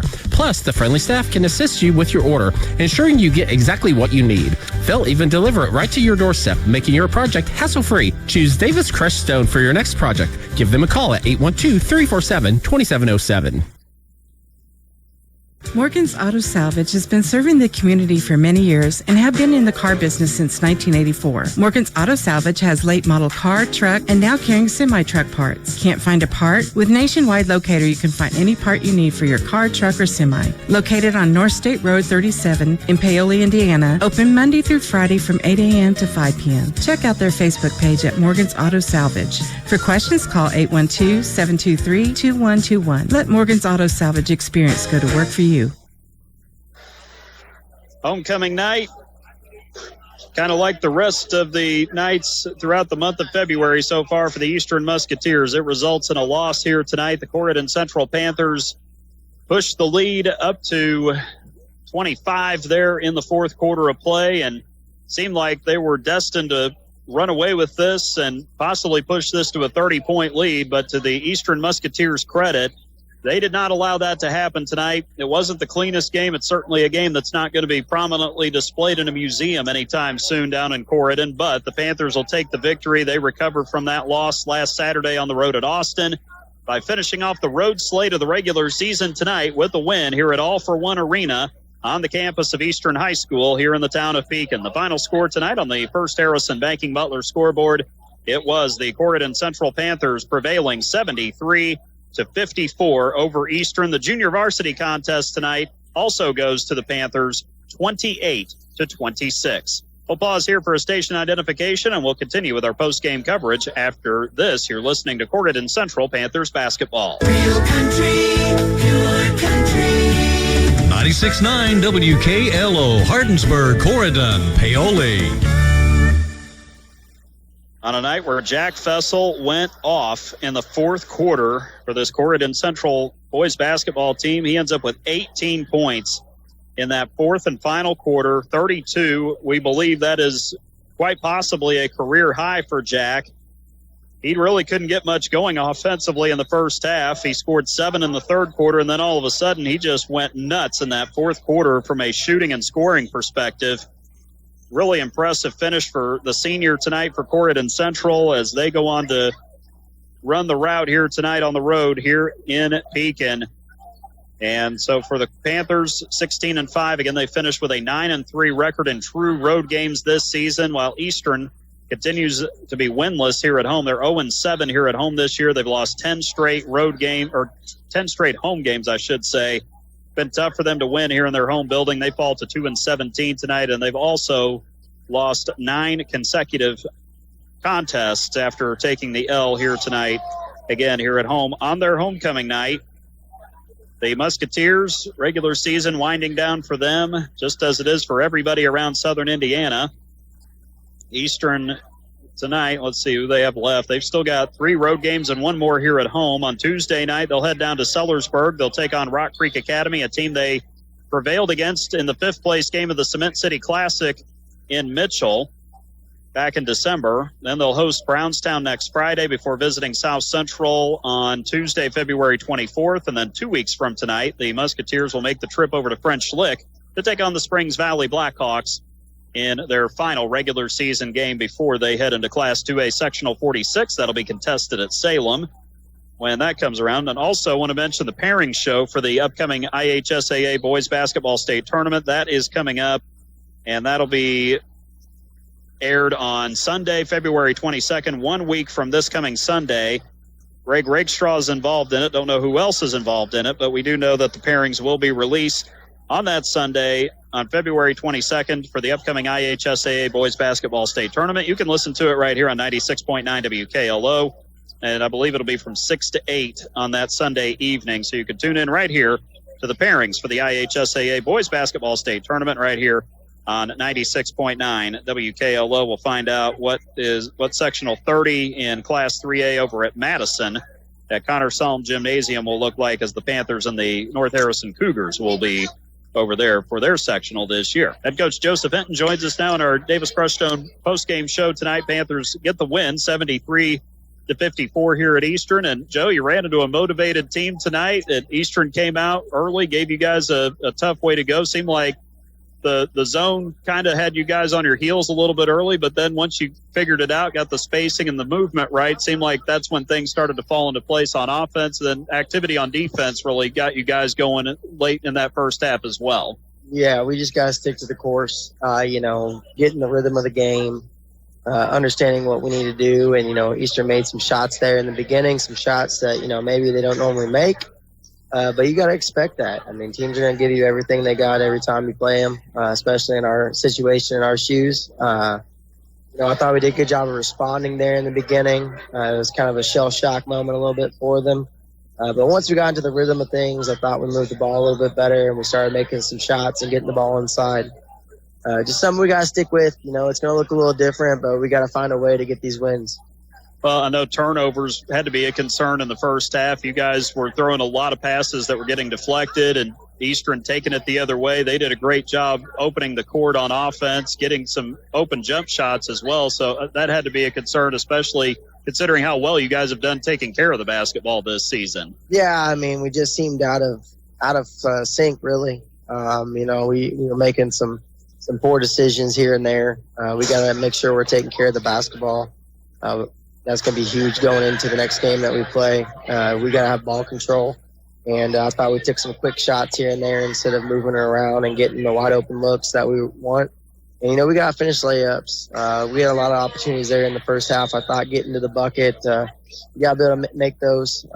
Free throws and layups are huge when it comes to winning a ball game. And our guys have got to be able to capitalize on that. No doubt. And I know the layups there, you guys had a lot of good shots that you wanted. Those weren't going in. The good thing was you guys were stepping up to the free throw line and knocking those down. And you also forced Eastern into some foul trouble there, especially with their leader, Brody Temple, as well. Absolutely. I mean, when you get the ball inside and you use your fakes and you get people off their tilt there, you can get to the free throw line, and it changes the game up for the other team. A lot of people are like, well, why are you – a lot of people nowadays are like, why are you post up? Well, because if we can get some of their best players off the court, that changes the game and opens it up. I thought we did a good job of that. Need to work on finishing through contact a little bit better, but getting some of the other guys off the floor because of our aggressiveness down low was huge tonight. And eventually it opened up things on the outside there in the second half when we started knocking down some shots. I thought your defensive activity was still good. I mean, you guys did get a lot of deflections, but they weren't turning into turnovers, it seemed like, as much at times in the first half. But then I thought third quarter you guys started to get those turnovers, and then you started getting out in the open like you guys like to do. Absolutely. And again, some tough decision-making here and there. You got to hit the guy on the opposite block. We got to finish the layup. We got to know when to keep the ball and go finish it. Just some things we got to work on when we get into practice. We got to get back into the sync of things. Not all our players are fully healthy, but we got to figure it out. We got to figure out how to play the game together, get more in sync, get a rhythm going, and figure out what this team's going to do moving forward. I thought Hudson gave you guys a spark there in the third quarter, got a couple of threes there off good offensive movement there against their zone, and then Jack just decided to go bananas in the fourth quarter with scoring. He ends up with 32 points tonight. Hudson had 16. So those two guys certainly were instrumental in you guys being able to pull away there in the second half. Absolutely. And Jack got hot there, and he's that type of player that can produce, especially in those types of situations. I thought he handled it really well. Again, the shots that we were making in the second half is because the ball was moving and because we were getting good open looks. Yep. We got to stay away from taking ill-advised shots and getting out of the rhythm, because you get rhythm through moving the basketball, getting into the spacing, getting into the gaps, and making sure that we're sharing it as much as we can. That's going to open things up for other people. And I felt like it got stuck again a little bit. Again, it goes back to getting the rhythm and getting to sync with everybody. But those shots that Hudson hit in the second half were huge. But that's because we got good ball reversals. He was taking some good shots. Jack, same way. That's what we got to focus on. I think our best basketball is yet to be played. I would say so. And next week, you're going to find out where you are as you get closer to postseason. Silver Creek comes in for your last conference game of the season. It's not the last home games. That'll be Springs Valley the following week. But big test next week. The Dragons have been dominant all season. They're number 1 in 3A and a team that has a ton of seniors and a lot of experience. Absolutely. It definitely shows us where we need to be at for sectional time. It's going to be a tall task. They're really good, and they've been really good all year, and have been competing at a very high level. And we got to figure out what we're going to do to try to slow them down and how we're going to attack them on the defensive side, because it's possible. You want to keep the confidence up with the kids. It's definitely a tall task. But, again, those type of challenges, when you get them, you got to be willing to meet those things and go at it with full force. No matter what the outcome is, you got to go out there and put out your best brand of basketball. And we will be there for that game next Friday night down in Corydon as the Panthers get ready to host Silver Creek in the last conference game of the regular season. Could be a preview of a sectional matchup as well. Head coach Joseph Hinton joining us here at our Davis Crushstone postgame show. Panthers win at 73-54 over Eastern Pekin. Joe, appreciate the time as always. Congratulations on the win tonight, and look forward to seeing you guys back in the home gym next Friday night against Silver Creek. We appreciate it. Thank you guys for covering us. It all means a lot to our guys, and thank you for all our fans who came out tonight. Hopefully we can show up next weekend for Silver Creek. And as always, go Panthers. All right, Joseph Hinton with us here again on the First Harrison Banking Butler scoreboard. It is a Panther win tonight, 73-54. The JV also winning tonight, 28-26. The final score in that one is Cam Smith's team is able to cobble together enough there in the fourth quarter to get the victory here on the road as well. So nice job by both teams bouncing back, as the JV team also lost at Austin last Saturday. Let's go through the scoring and shooting for the two teams here tonight. We'll start with Eastern. 3 in double figures. Brody Temple ends up leading the way for Eastern with 15 points. He had 9 of those 15 in the fourth quarter. Temple only had 2 points in the first half. He scored 4 in the third on a basket and 2 free throws. Temple then got 3 buckets in the fourth quarter, made 3 out of 4 at the free throw line to get him to that total of 15. Meanwhile, Trenton Friedmeier playing against his former team in Corydon Central tonight. The junior guard had 13 points, 9 in the fourth quarter. Friedmeier made 3 baskets and 3 out of 4 at the free throw line to get him to that 13-point total tonight. Gavin Hurst, 9 points in the first half on a trio of trays. And then Hurst with a basket for 2 off of a nice move in the paint there in that fourth quarter. He finished his night with 11. Also scoring tonight, Jeff Fowler, 7 points, 4 in the first quarter, made a 3 in the third. So he ends up with 7. Reese Lindley buried a tray in the second quarter. He'll finish his night with 3 points. But Carter Smith, the freshman guard, 4 points, all in the third quarter tonight. He'll wrap up his night with 4 points. And then rounding out the scoring, Court Rice, the junior guard for Eastern, coming off the bench there late. Or sophomore guard, Rice ends up going 1 of 2 on free throws tonight with 1 point. Chase Batt, Eli Hoagland, they saw a pretty good amount of time tonight for the Musketeers. They did not score. Cordell Hurst got in the fourth quarter, saw limited minutes tonight, and also did not score for Eastern. The Musketeers were 4 out of 9 or 5 out of 9 shooting in that third quarter, 7 of 16 in the fourth, 12 out of 25 in the second half, and they end up 19 out of 45 shooting tonight for 42% from the floor. 3-point shooting was great in the first half, but the Musketeers really slipped in that second half. They were just 1 of 8 in the final 2 quarters from distance, 5 out of 9 in the first half. They go 6 out of 17 tonight for 35% from behind the 3-point line. They got to the free throw line much more in the second half. They end up knocking down 9 out of 11 in the final 2 quarters. They go 10 of 13 total for 77%. Do the Musketeers on free throws here on their home court. For the Corydon Central Panthers, it's obvious by now, Jack Fessel was the leading scorer tonight with 32 points. Jack only had 7 in the first half. Then he made a 3 and a couple of 2s in the third, and then in the fourth quarter, he was unconscious. He made 6. His first 6 shots from the floor, went 3 out of 3 from the free throw line. He buried 3 threes, had 3 2s, and I think all of them were going down to the basket. Only one, I think, was a mid-range jumper. He also got fouled and scored a free throw on a 3-point play. So Jack had 18 of his 32 in the fourth quarter. He ends up leading all scorers and might very well be the career high for Jack tonight here on the road. Hudson Withers, the only other double-digit scorer for the Panthers. He had 16 in this one. Hudson scored 8 in that third quarter, 2 threes and a 2. He also made a 3 there in the fourth quarter as well. Also, real quick while I'm thinking about it, Want to shout out his sister Reese, who just officially signed with Anderson University. She will be a Lady Raven next year, get to play at the next level in Division III basketball. Congratulations to Reese on signing with Anderson University. I know the season didn't end the way the Lady Panthers wanted it to, but want to shout out Reese for making that official signing on the dotted line. She'd already committed to Anderson University, I think back around August or September, somewhere in there. So hat tip to Reese for that, and hat tip to Hudson for his big night with 16 points for Corydon Central. JoJo McCarty and Ben Groover both finished with 8 tonight. JoJo and Ben both had 6 in the first half. Ben got a basket for 2 in the third, another basket for 2 in the fourth. And then Grant Lindemann, he was a little off tonight. Didn't quite have his best game. He had all 5 of his points in the first half. Still contributed in many ways, though, as he usually does for the Panthers. Hunter Seacat, 2 points in the second quarter. He ends up with 2 on the night. Evan Bennett fouled out of this game in the fourth quarter. He did get a basket for 2 on the left side of the basket to close out his night with 2 points. Aiden Judy, Dylan Johnson, Beckett Likes, and Brock Pritchard all saw limited minutes there late in the contest. None of them scored for the Panthers, who shot the ball much better in the second half, 16 out of 27 from the floor after going 10 of 26 in the first 2 quarters. The Panthers end up shooting 26 out of 53 tonight for 49%. Their three-point shooting was spectacular in the second half.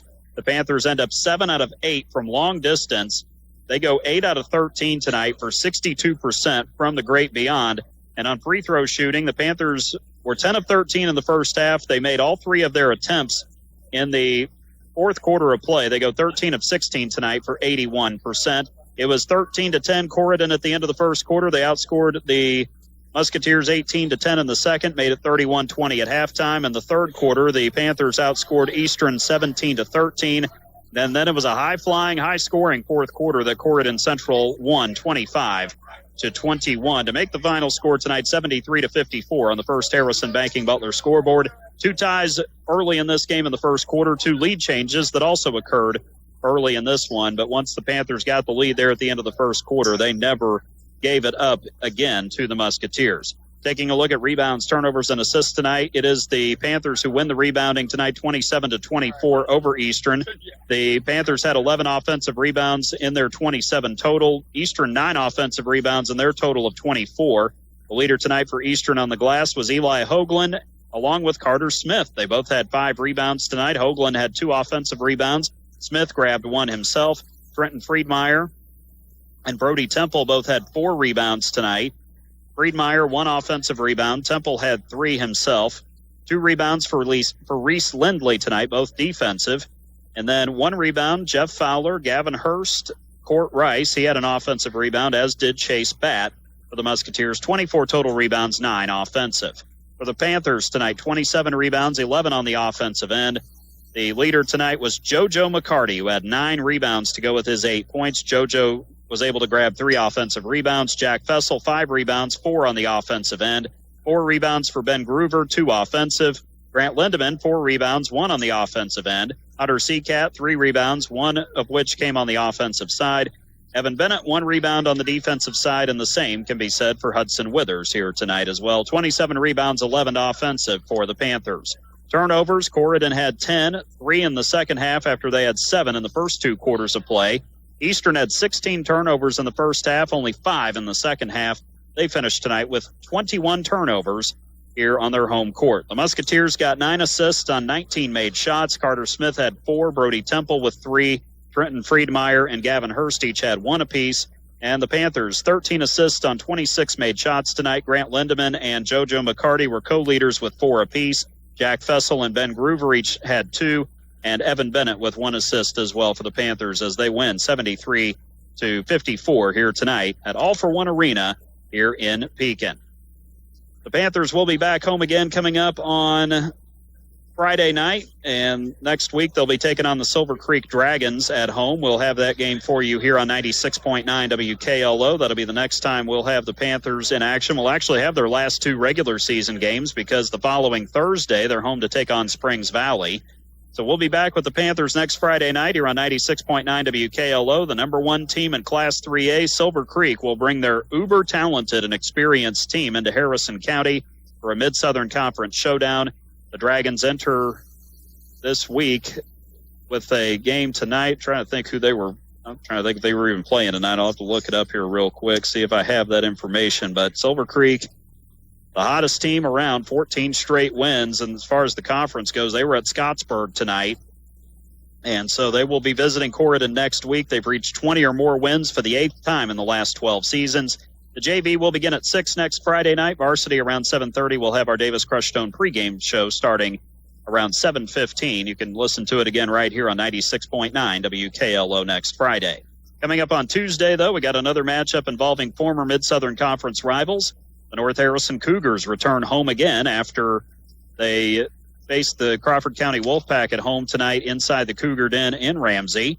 The Clarksville Generals will make their way to Ramsey, and they'll bring a young coach along with a young team. First-year head coach and 2014 Clarksville High School graduate Calvin McEwen has been guiding the Generals into the Southern Athletic Conference and through a season filled with classic growing pains of young teams.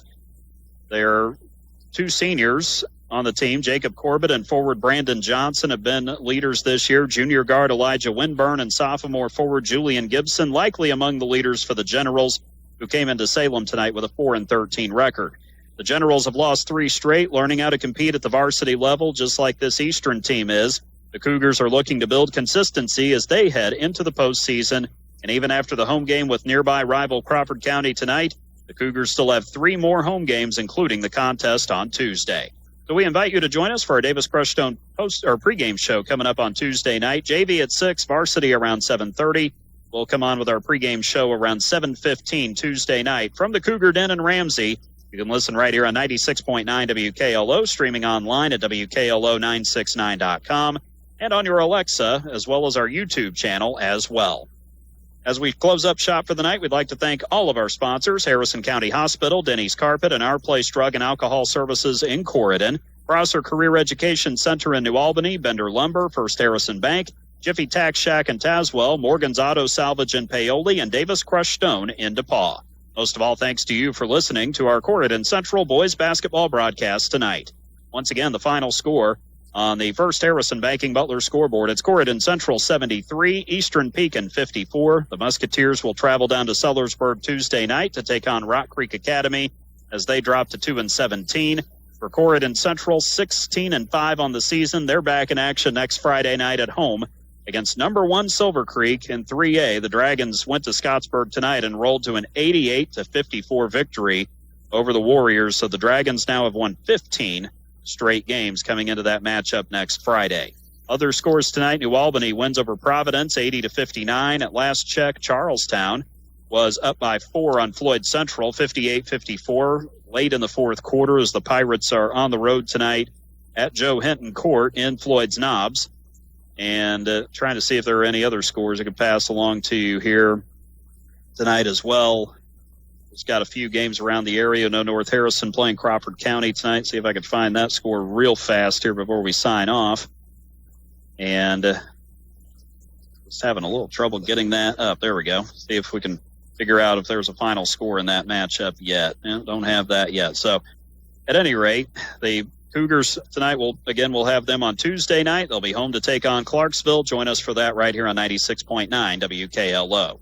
We thank you for listening to our broadcast and for listening to our post-game coverage tonight, presented by Davis Crushstone. Located at 8605 Big John Road in DePaul. For all of your Crushstone, lime, and aggregate needs, call Davis Crushstone at 812-347-2707.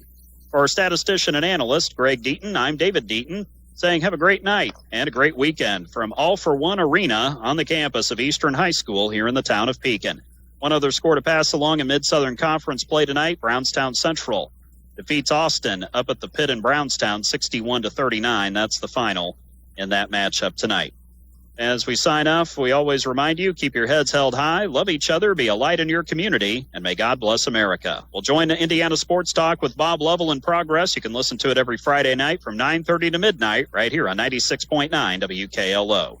Thanks again for tuning in tonight. You've been listening to coverage of Corydon Central Panthers basketball right here on 96.9 WKLO. This broadcast on Real Country 96.9 WKLO has been made possible by our incredible community sponsors: Davis Crushstone, Dr. Black's Eye Associates, Denny's Carpet, First Harrison Bank, Morgan's Auto Salvage, Our Place Drug and Alcohol Services, Prosser Career Education Center, Thanks for supporting local athletes, local schools, and local radio. This has been Real Country 96.